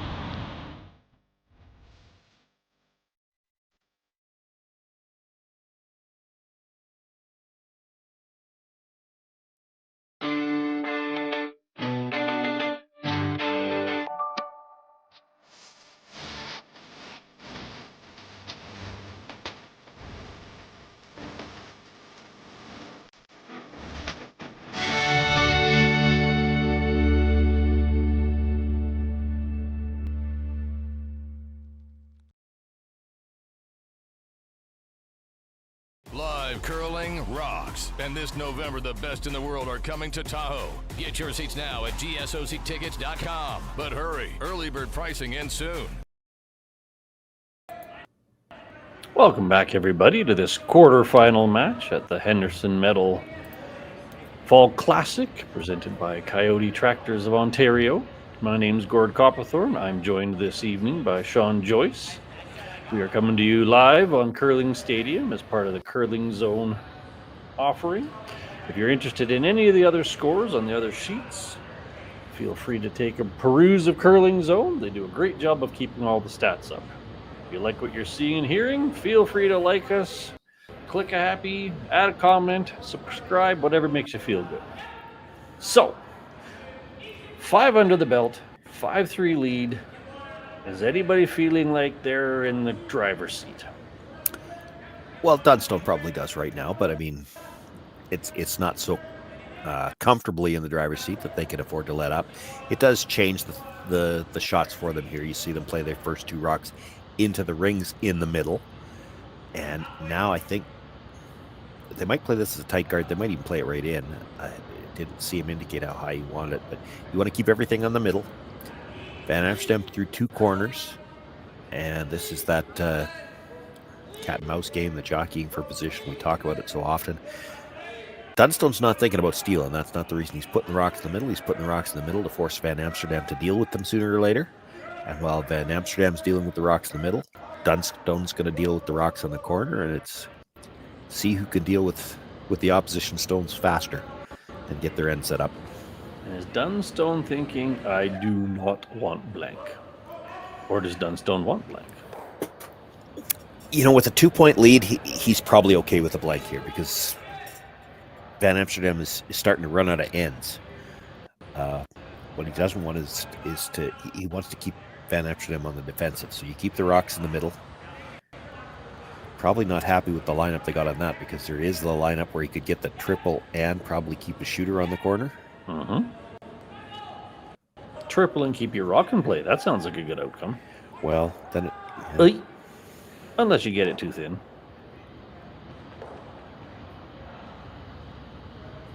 Well, to your point, that used up one of Van Amsterdam's rocks. Yep. And he would have the option. He does have the option. Absolutely. There are some teams that go up and rip a corner guard right now. But if he keeps throwing the tight centers now, he can force Van Amsterdam to continue to play defensive shots. He's got to deal with those rocks in the middle before he can set up anything on the corner. Now, I would normally say drawing is offensive, hitting is defensive, but Van Amsterdam seems to think hitting is offensive, so... Well, and this draw is really a defensive shot. Again, he's not looking to steal here. You're trying to keep Van Amsterdam from playing straight out offensive shots. He's hitting right now. He's hitting a guard. Yep. Unless it overcurls. Well, you got most of which that it one. might have. Not sure you're losing both yellows, but you're definitely losing a yellow and can keep your shooter. That seems You planned. could lose both of them if you're content to lose your shooter. Throw some weight, just pick it over the top and get them both that way, which honestly at the end of the day might not be the worst call. That you get the 2 yellows out, any kind of draw around that guard's now a little bit higher. You might be able to make a play on it. I think they called nose hit and stick. Yeah, and this is fine too. Like, never wrong to try to keep your shooter in the house on this. Never wrong to have backing behind it either when you're trying to score 2. We're working it for some curl. It's got lots of air on the guard. It's moving over nicely. I'm not sure he got it out. Perhaps a little lighter than he expected, but they got the positioning on the front. Yeah, but sitting 2, you might see a guard. No. You mean like that? All right. Dunstone looking to throw some more clutter in the way. That's going to be even more of a cause for Van Amsterdam to smash things out front, I assume. There's lots of 4-foot to draw to, but drawing for 1 wouldn't be a great thing right now. No. So Dunstone and friends looking for a halfway to tight guard. Some overlapping to make the run backs an on option. Certainly not heavy here. Is he going to get an overlap? Not quite.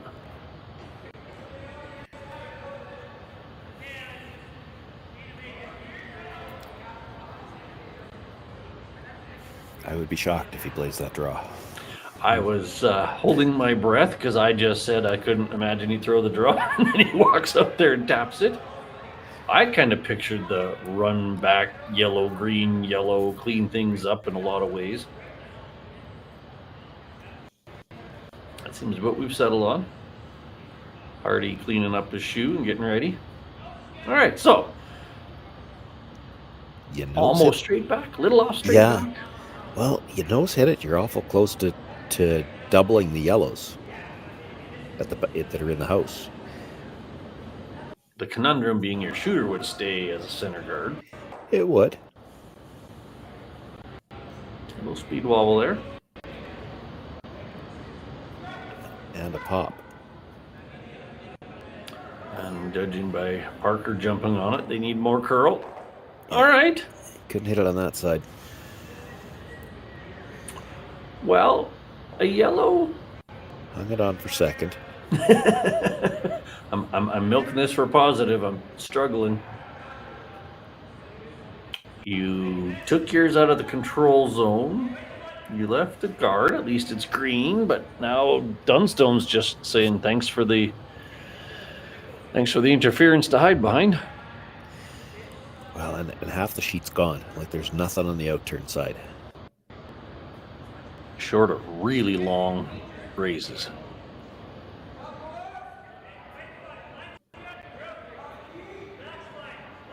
This has to smell like blood in the water to Dunstone.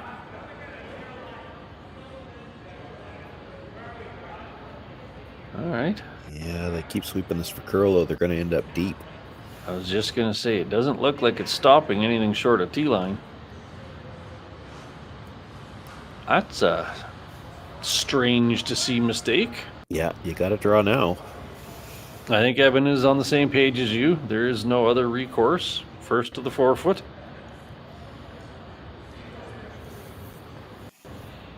So now let's see if Jeremy overreads that throw by Colton or not. Trust your delivery. Trust the numbers your front end gives you. Looking for top 4, right? Yeah, just nibble top 4. And Jason's not a big fan of this.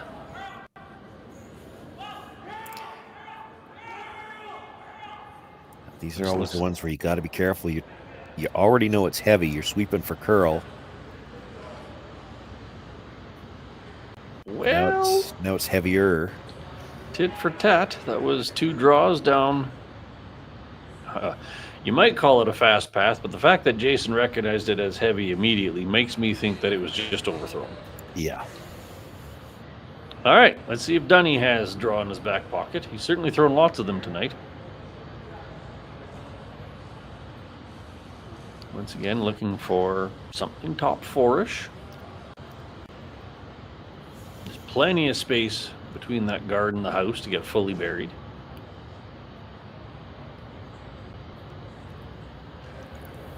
End up sitting, what would it be, sitting 3? That's a pretty pressure moment. Yeah, and Evan might have nothing other than to try the run back. Unless he tries the audacious nose freeze to set up the run back for 2. That would be really hedging your bets. All right, well, let's see if they've accommodated for this path. Sweepers are on it early, so he's certainly not heavy. It's getting real tight to that guard. Are they by? Ooh, a little chap off. If it There's spins, some you can positive take in the that. pass away. Yeah, it's fun at the end. That's a positive miss. That's not leaving a lot of choices for Evan. But It's it in the does seem way. like there's a draw path still. Do you think that port's there to still draw it in? I think it's generous to call anything I see there a port.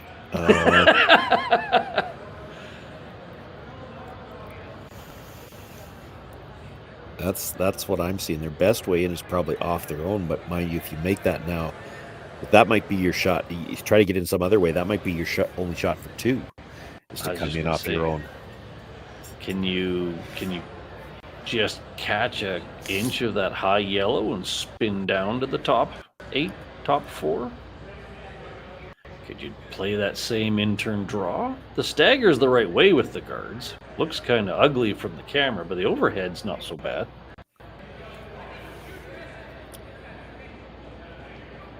I like the hit and roll. I don't love it on your first one, because if ever you miss it, you're really got nothing. I think they're playing the draw here. Same shot again. Yeah. I mean, it looks like it's probably there from the shots that we've seen. It's not going to look good from the hacks because that port definitely looks less than a rock's width wide, but they've all been curling coming in when you've got the right weight. Those couple of heavy draws didn't seem like they were moving, but they were heavy. Yeah, they had break. There is a bit of a J curve to it. And as I always tell people, ignore the rocks when you're throwing a draw around one. Just pretend they aren't there and throw the clean draw. Because you're right, those things can get in your eyesight and then you panic and you pitch it. Well, Jason's down, so that's a good sign.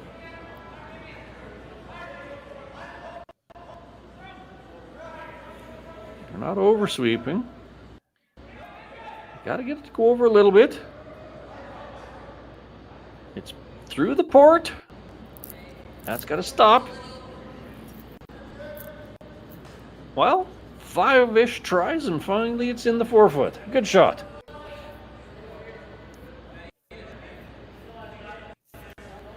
Wow, there's a lot of rocks to take into account with the rest of this strategy. So what are you thinking here? Well, I'm thinking there's no chance I'm playing the shot that Matt's looking at. Wait, you hit that first one thin, you come back and kill the 2 yellows at the back, and it's 3. Yep.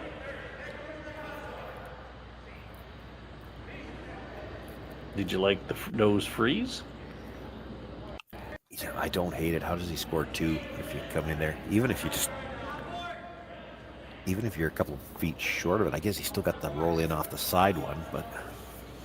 My first reaction was they just follow it down and freeze it, and let him have that long hit and roll. Like that. That's you can play the hit and roll yourself. I mean, you actually might be able to make it to the back of the button and your shot rock, then you steal. Fair. I don't think you're ever coming off that one on the outside. There's the potential there for an absolute disaster. I would think the freeze is the easiest. The hit and roll's the best outcome, being the one that's over kind of on the left side of the tee line. It's high enough up. You look at where you make contact. You could probably get to the back half of the button and sit shot rock. Yeah, throw peel with the right easy. turn. You could technically use one of those 2 yellows on the right side to try to get him off the button. Again, awfully risky, because if you ever kill those 2 yellows at the back, you're bringing 3 into play.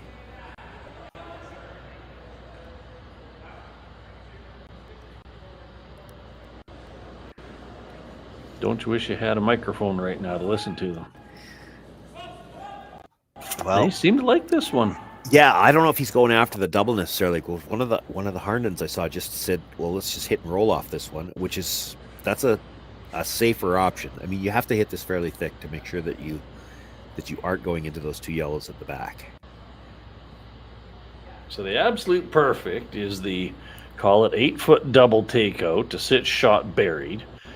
The backup plan is just roll in as tight as you can to cut down as much house as possible so that Evan can't play that same draw. Yeah, even if he just rolls to the side of the green, the side of the other stone, like he can't come down to the face. You could easily roll this to a spot where he can't come down to the face of his own and be shot rock. So then he's got to play the shot off the outside edge. All right, so this is probably going to have a bit of weight to it. So let's see what they got. Yeah, it's got to, because he's got to hit the first one thick. You can't. Coming out with a missile. EJ's on it. It's got to be close.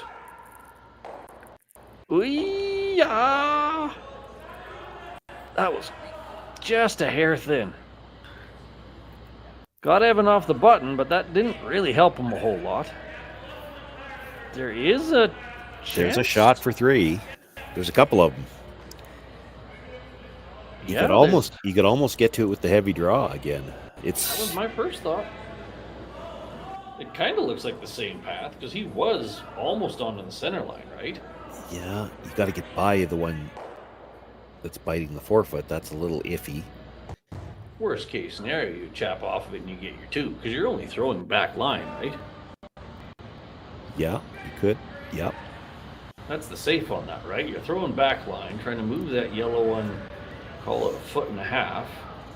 If you happen to chunk your green one in the middle, you're still getting 2 out of it. Short of being heavy. Evan's kind of liking this run back by the looks of it. Well, I mean, it's there too, right? It's a long run back, though. But there's nothing in the way, and the ankles. I mean, if it was shorter, you'd probably play it for sure. Correct. There is the potential to take your own rock out with that, though. Yeah. still got the in-off on his own to get 2 for sure, too. Mm-hmm. That's what he's looking at now. How do you not grab a chance at this 3 in the second end? You're already sitting 1.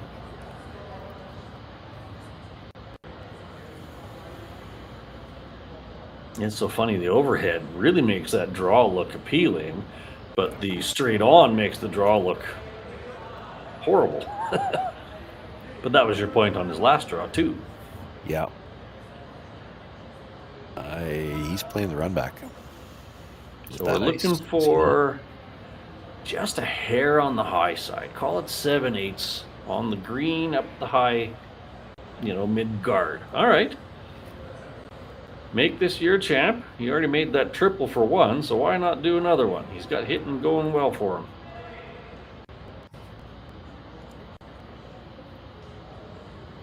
Here we go. Doesn't have to be heavy. Let your sweepers be part of it. I like it. Maybe a little less pop than he thought because Jason's on it real early. It'll take the other turn when he hits it. There it goes. How's it look? There you go.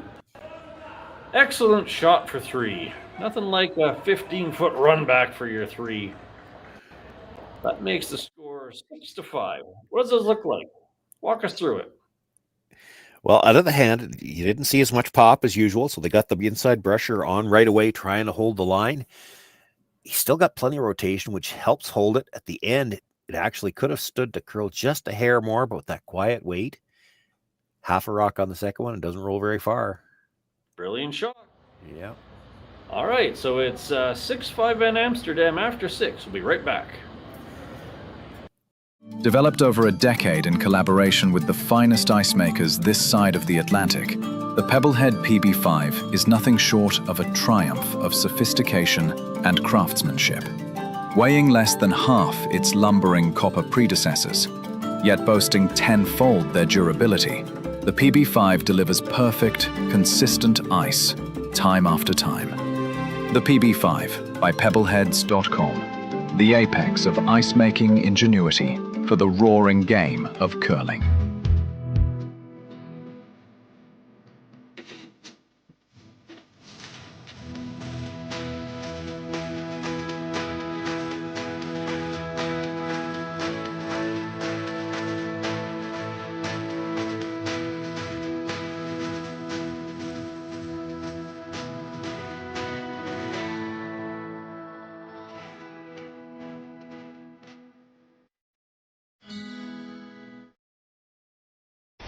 The 2025-2026 Grand Slam of Curling schedule is out, with big events happening all over Canada, like the Masters heading to London in September, the Tour Challenge from YNCU this October, the Canadian Open from Saskatoon in December, and the Players' Championship from Steinbeck coming in January. Early bird weekend and full event passes on sale now at gsoctickets.com. Let's rock!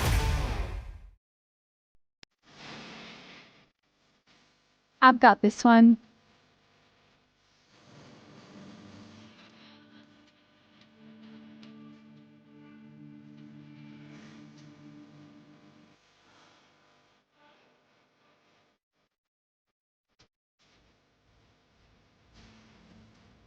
So, how is that? Wonderful. Now let's do it again. BDO Assurance, a commitment to quality.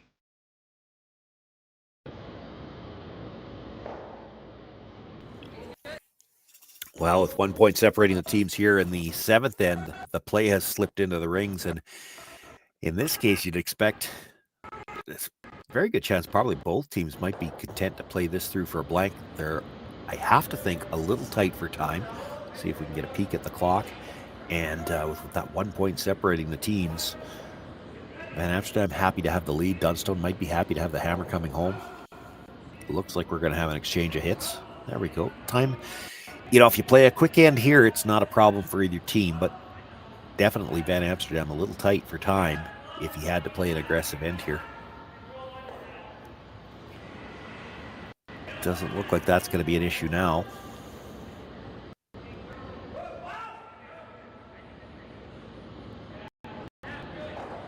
Oops, I almost spoke too soon. If you go by that changes things.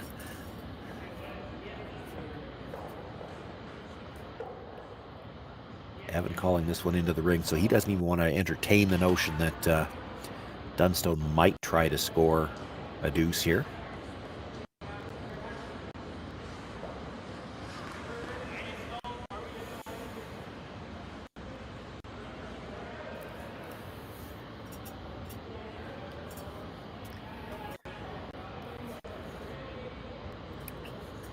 One of the things that does get interesting in this situation, and I don't think it's going to be a factor here. You've heard me talk about it in some of the earlier broadcasts on ice that's got a little bit more swing to it, where you maybe feel that deuces are a little easier to come by. You might prefer to have the hammer coming home, even trailing by one. And if that's the case, and if both teams are thinking that way, you might look at freezing something at the end just so that the blank's not there. Don't see that being an issue today. I think Evan will be content to just exchange hits here and let Dunstone have the chance for the blank. All right, so we're just going to have a nice, easy 7th is what I'm hearing. Well, for at least a few more shots. I don't think Evan will play the freeze at the end, but... Well, does either team fear any particular outcome here? Well, not the way it's shaping up right now. I guess Dunstone doesn't want to get stuck with a single very bad, but, I mean, it's not looking like that's going to happen. I still think the clock's factored in here, right? If Evan wasn't starting this end at under 6 minutes, he might have tried to force a little bit harder, but he kind of needed to bank some time too. So the play comes into the rings, and now the teams are content to exchange hits. And on this ice, where it's maybe a little harder to assume you're going to get a chance for two, Evan's pretty comfortable having being one up coming home. Again, on ice that curls more, you might be a little bit more inclined to say, well, we want somebody to score this end, and that way we've got either a 2-point lead or the hammer coming home. Correct. But at the same time, risk is going to be as close to zero as possible this end for both teams. Yeah. Yeah, you don't want to leave that just out of the rings. A little bit of a mistake in not leaving your rock there, but doesn't really change the outcome too much, other than your score sheet might give you a 2 out of 4 for it. Put it back in the 4-foot. I suppose the one downside there is that had you walked it all the way to the front, you might have got a sneaky, weird kind of guard if we'd have walked it out of the house.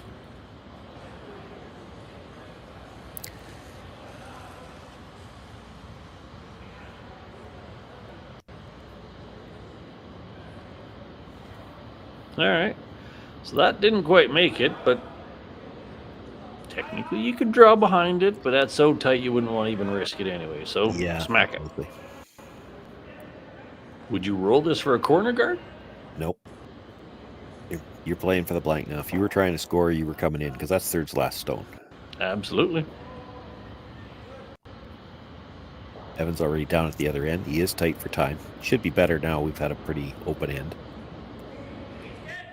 Do you ever put this somewhere other than the 4-foot thinking, hey, this might be a spot he doesn't understand? I put it in the back 8-foot, let him hit it on the nose, and then you think about freezing to it. You don't, but again, this is not the ice for that. Like, it's if you were more worried about the chance for a deuce, you wouldn't give him the easy blank. This is not, as much as we got a lot of points on the board, it's not like the deuces have been easy to come by.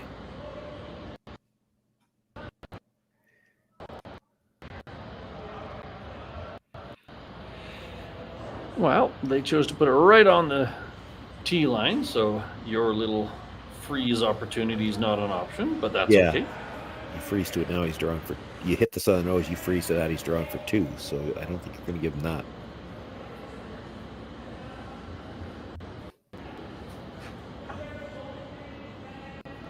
Matt might not even want to think about the possibility that he might be just trying to blast this out and roll out of play himself, so there's not even an option. You will see teams do that in a stone in the back of the house.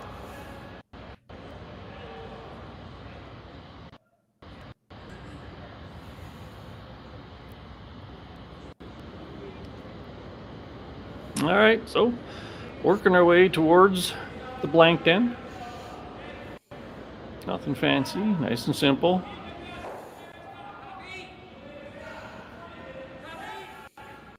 Trying a slightly different spot in the house. Not that it makes a huge difference, but maybe you get a little bit of a gaff out of them.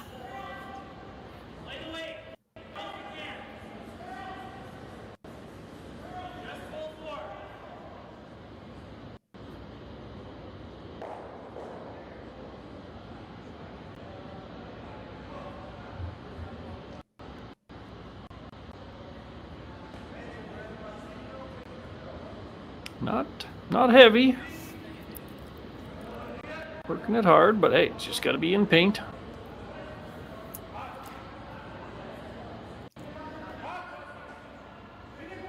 There we go.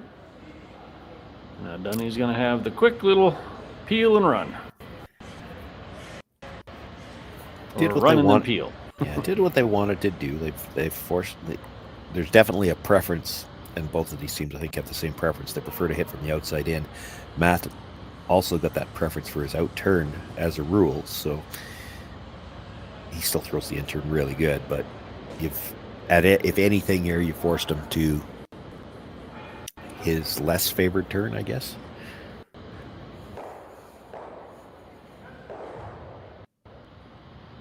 All right, so here we go. Nothing complicated, but you still got to do it right. Heck knows we've seen enough accidental peel mistakes. And there you go. Put those two in the corner, and we got a blank on the board.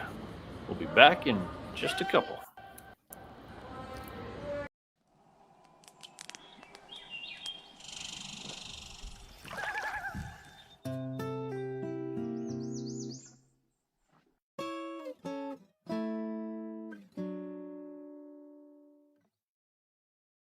Developed over a decade in collaboration with the finest ice makers this side of the Atlantic, the Pebblehead PB5 is nothing short of a triumph of sophistication and craftsmanship. Weighing less than half its lumbering copper predecessors, yet boasting tenfold their durability, the PB5 delivers perfect, consistent ice, time after time. The PB5 by Pebbleheads.com, the apex of ice-making ingenuity for the roaring game of curling. Live curling rocks. And this November, the best in the world are coming to Tahoe. Get your seats now at gsoctickets.com. But hurry, early bird pricing ends soon.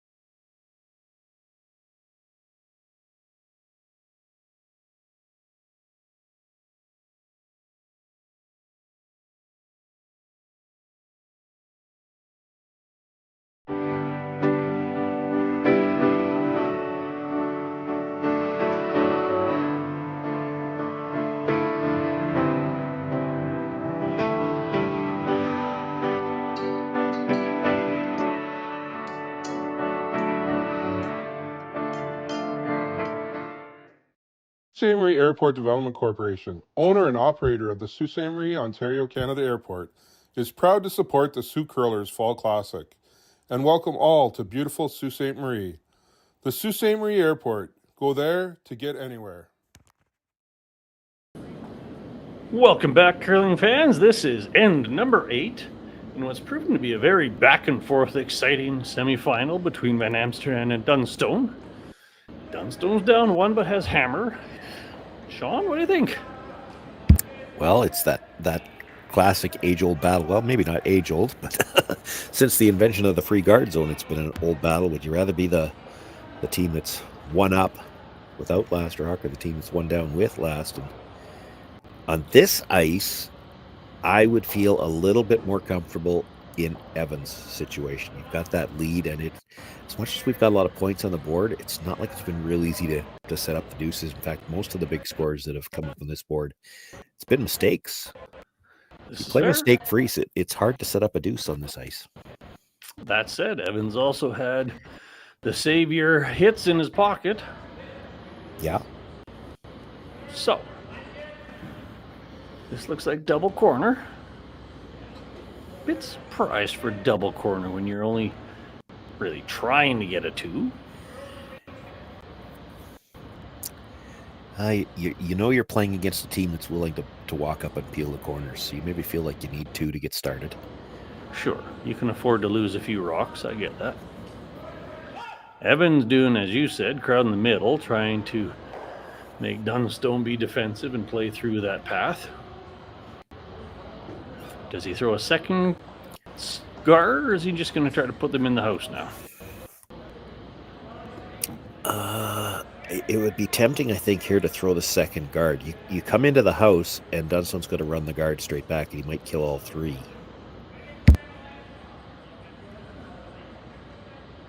Just needs to curl.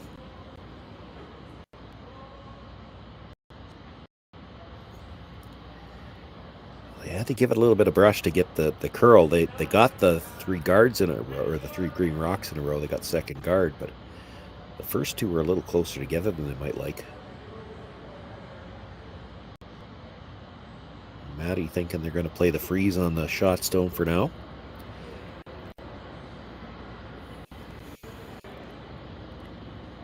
EJ Harnden on the out turn.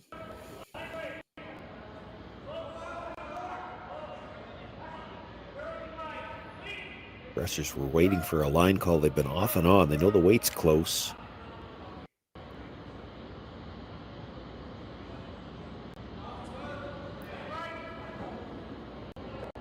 Comes down, nudges it just a little bit, but stays on that good angle. It's a good spot.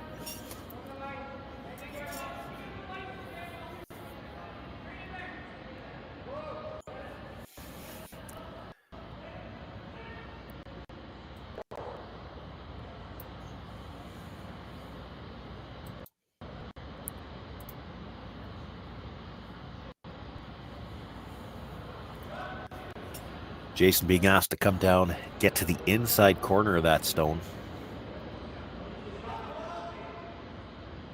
Keep plugging up that middle.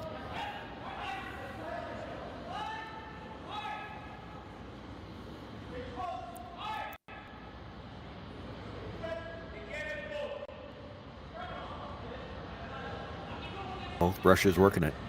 Want to get right to the face of the yellow one. Inside the edge of it a little bit if they could. They're going to get right to the face. Still leaves it angled to go onto the green shot stone. Well, that's a lot of green down the middle. It is, but the angle's right now not bad for Dunstone, and still hoping to set up one more angle. You could do it either way. You could freeze half on that green stone in the 8-foot, and then because of the drag, everything's queued up to kill the 2 greens. Certainly seems tempting. You could play the intern too. You could play the intern and quarter free shot rock and have it from both sides. This is the one they've been playing. Leaving the intern just for, hey, I need that later. Yeah, maybe. Well, and the end's been played this way. They know this spot. Mm-hmm. Ooh, that was I thought a little more pop than he had on the first one. We'll say he slid an arrow. Could be. When you've curled as much as EJ, there's a reason for it. We're going to go with that. All right, so they're trying to just weld this on to make a real nice angle for a potential future double takeout. Little separation. Well, now, that's a pair of nicely frozen yellows. I'm seeing visions of heat and lots of green things leaving. I think Evan is as well, because he wants to change those angles. Yeah, he wants to change the angles just a little bit. You get to the nose of that one, tap it back a little bit. So what's going to happen is you're going to get the first green stone is going to angle better on the second yellow stone. And if you get to the nose, the angle on the first 2 should be good, because that yellow is going to pop out to the right as we look at Evan just a little bit. Mm-hmm. Mm-hmm. And Evan's no stranger to this, being a mixed doubles player. Manage the angles. And this doesn't have to be weight. You're probably just looking for a heavy draw. Yeah, not even all that heavy. Like back 4-ish. Well, the sweepers are both on it quick. Much, much, much tighter coming by the front. I'm looking a little bit on the light side, maybe. Oh, he's passed. Boink. That's perfect. That was a great shot. Kudos to the sweepers. They got it past and made an excellent shot out of it. Okay, Master Dunstone has to readjust the angles, but how do you get away with that? Well, he might be looking at playing weight this time. Counting on some drag. Theory being you can drag that first yellow kind of straight back into the green. Yeah, I'm not entirely sure you can't get it past the green and play the yellow green in the 4-foot too, which wouldn't be the end of the world. So as long as that pop yellow everything drags down and hits something, you're pretty happy. Yeah. And I do think he weight? wants to keep the shooter behind the corner. I was thinking control, but with that broom, I don't think they're playing much more than bumper. That's kind of where I was at too with that. I don't normally play drag weight hits with board weight, but hey, seems to be working for them. Unless to the point they're just going to bust up all the ankles.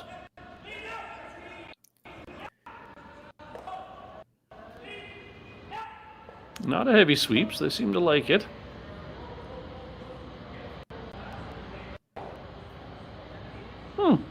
Not the way we spec'd it out.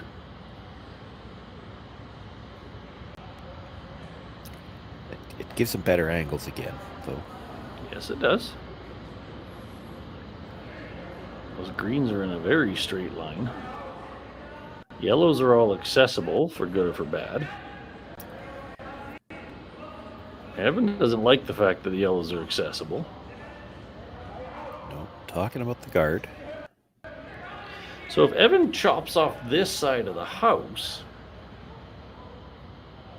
is Dunstone going to let him get away with it? Oh, there we go.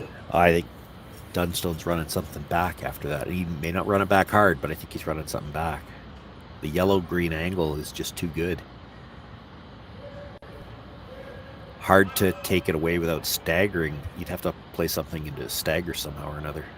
Mm-hmm.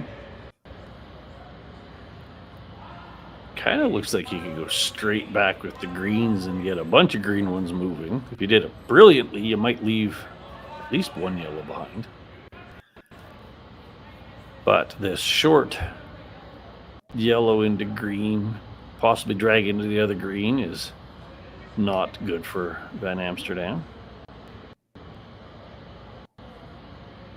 There is, of course, the in-turn draw side for a potential 2 that they've been leaving open the whole time.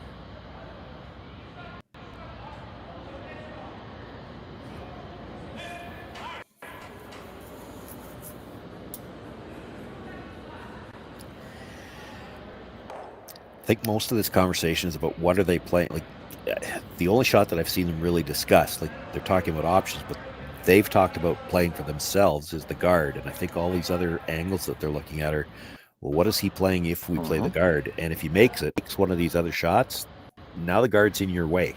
Exactly. Is there any play where you go back into the house and just jiggle things a little more? You know, if I'm looking at the in-turn, if you could get to that green at the top of the 12-foot and chisel it into the yellow, but then where does your shooter end up? You could end up leaving a double onto the one in the button. It'd have to be more than draw. You'd have to be making sure you were rolling to the back of the house. And it's iffy whether it's there or not. If that green had gotten pushed just a little bit farther, I think I'd be playing on that. Sure. They've elected to go with the guard, I think. Yeah. A lot of broom tapping. This seems like the shot. They're putting it right in kind of the upper corner of that black logo. This is curling a little too much, but they got the line. Leave it high, it's fine.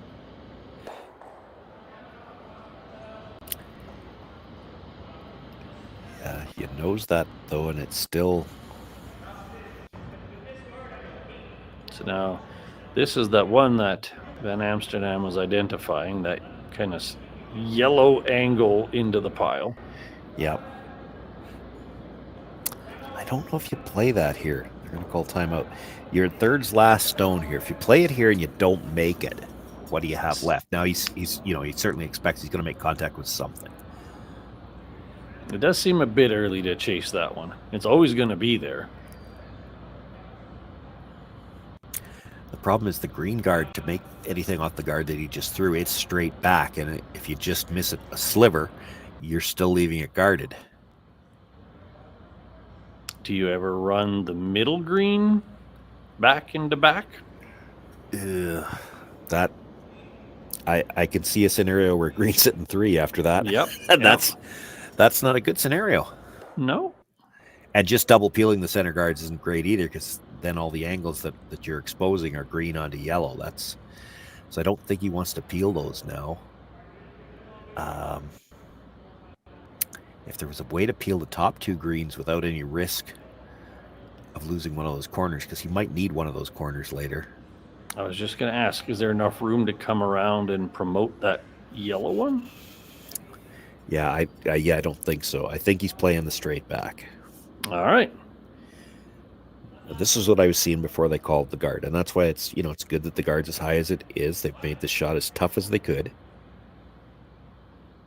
All right, so we're looking at basically straight back with the green to catch the yellow into the green, and theory has it could actually get the second green also moving out of the 4-foot. It could. It's hard to know exactly how it's going to come off. I mean, it could also touch the yellow.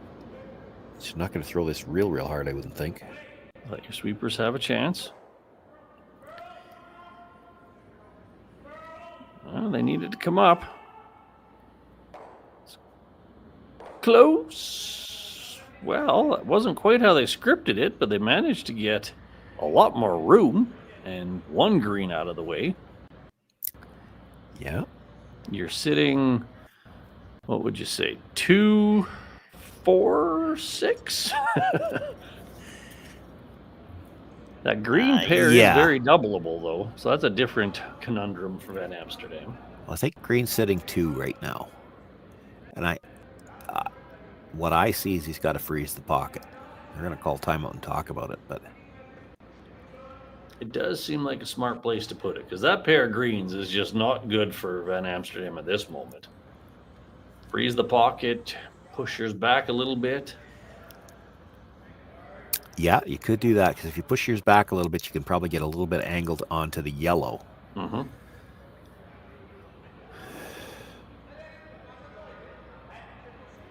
It seems like the smart play here.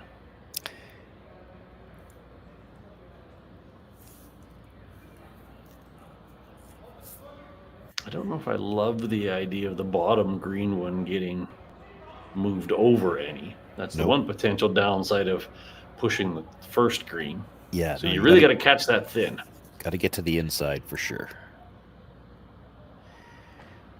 Well, it looks like what they're going with is something into that pocket. You could put it right dead in the pocket. You could jiggle the top yellow and green a little bit, but right in that center pack. Yeah, you can't really see it from the overhead. If you look at as we look into the house, keep in mind that Yellowstone, it's still guarded. Like, they can't get at it directly. No. Dunstone. Yeah. Like, Van Amsterdam doesn't need to. He's content to get to this pocket. The yellow-green would be a good angle for Dunstone if he could get to it. I don't think he can get to it. All right, well, let's see what they got here. We're looking for dead cold draw, top 4. If they love it enough, they could jiggle things. We got Jason holding it out early. Parker getting ready to make a little bit of a move if necessary. We're past the first guard. It's walking over. They're certainly holding the line like they want to hit their green one. And there you go. Now we're back at that long angle. Yeah, I'm not sure that they're looking at hitting it the same way. He's looking at heading into the green that was just thrown. I'd be looking to put it into the yellow like that and just worry about killing the 2 greens that are biting the button.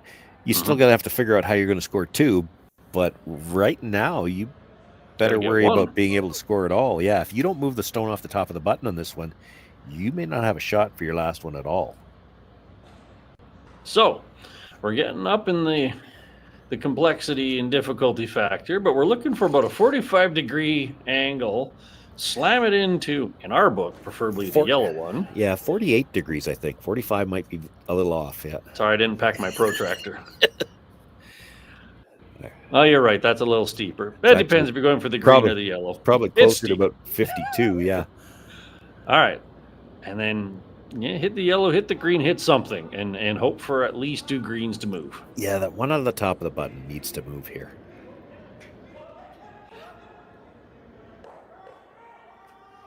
Well, they must be close.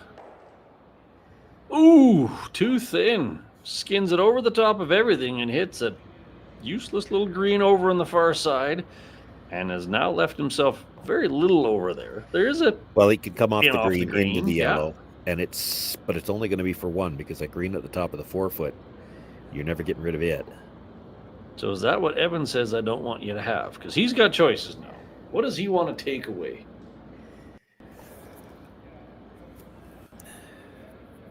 Kind of like he's thinking on the same page. That green is the best rock Matt Dunstone has to use.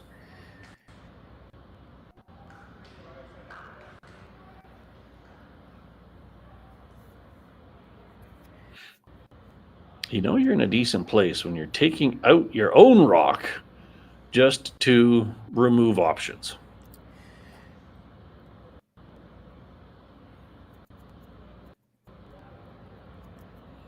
So we've seen Evan with some glorious hits to save the game, and now we're going for a simple hit to secure the game. Let's see what we got.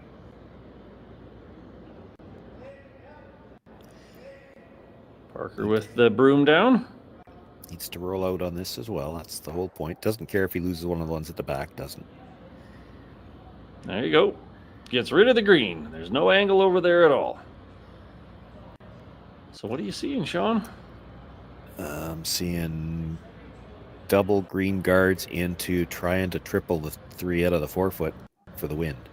I was half expecting you to say I'm seeing handshakes, but that's okay. No, it's green onto green. Come back, get it a little bit over the top of the one in the top of the 4-foot with some big weight and a little bit of action. If you could touch 2 of the ones at the top of the 4-foot, that one at the or 2 of the ones touching the button. The one at the top of the button should be spinning, or top of the 4 should be spinning after he hits those 2. So I'm saying there's a chance. So in the scorebook, we're putting this down as double raise, run back triple. Yeah. I guess run back quadruple. Let's call it that one because it sounds more glorious. Sure. Double raise, run back quad. And what I will grant is I think the angle's there to actually make it. I believe it's there. Your margin of error is a 0.5 millimeter, but hey, you just got to make it. There's 1, 2, 3, 4. Oh, you hit the yellow one. Yeah, he didn't hit the right combination of rocks. He made the right number move, but all right. So Van Amsterdam steals 1 in the 8th end. Fascinating and an exciting 8th end.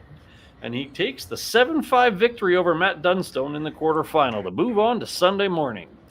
Feel free to watch Curling Zone on other channels or check the scoreboard to see who else has moved on. And we will see you all in the morning.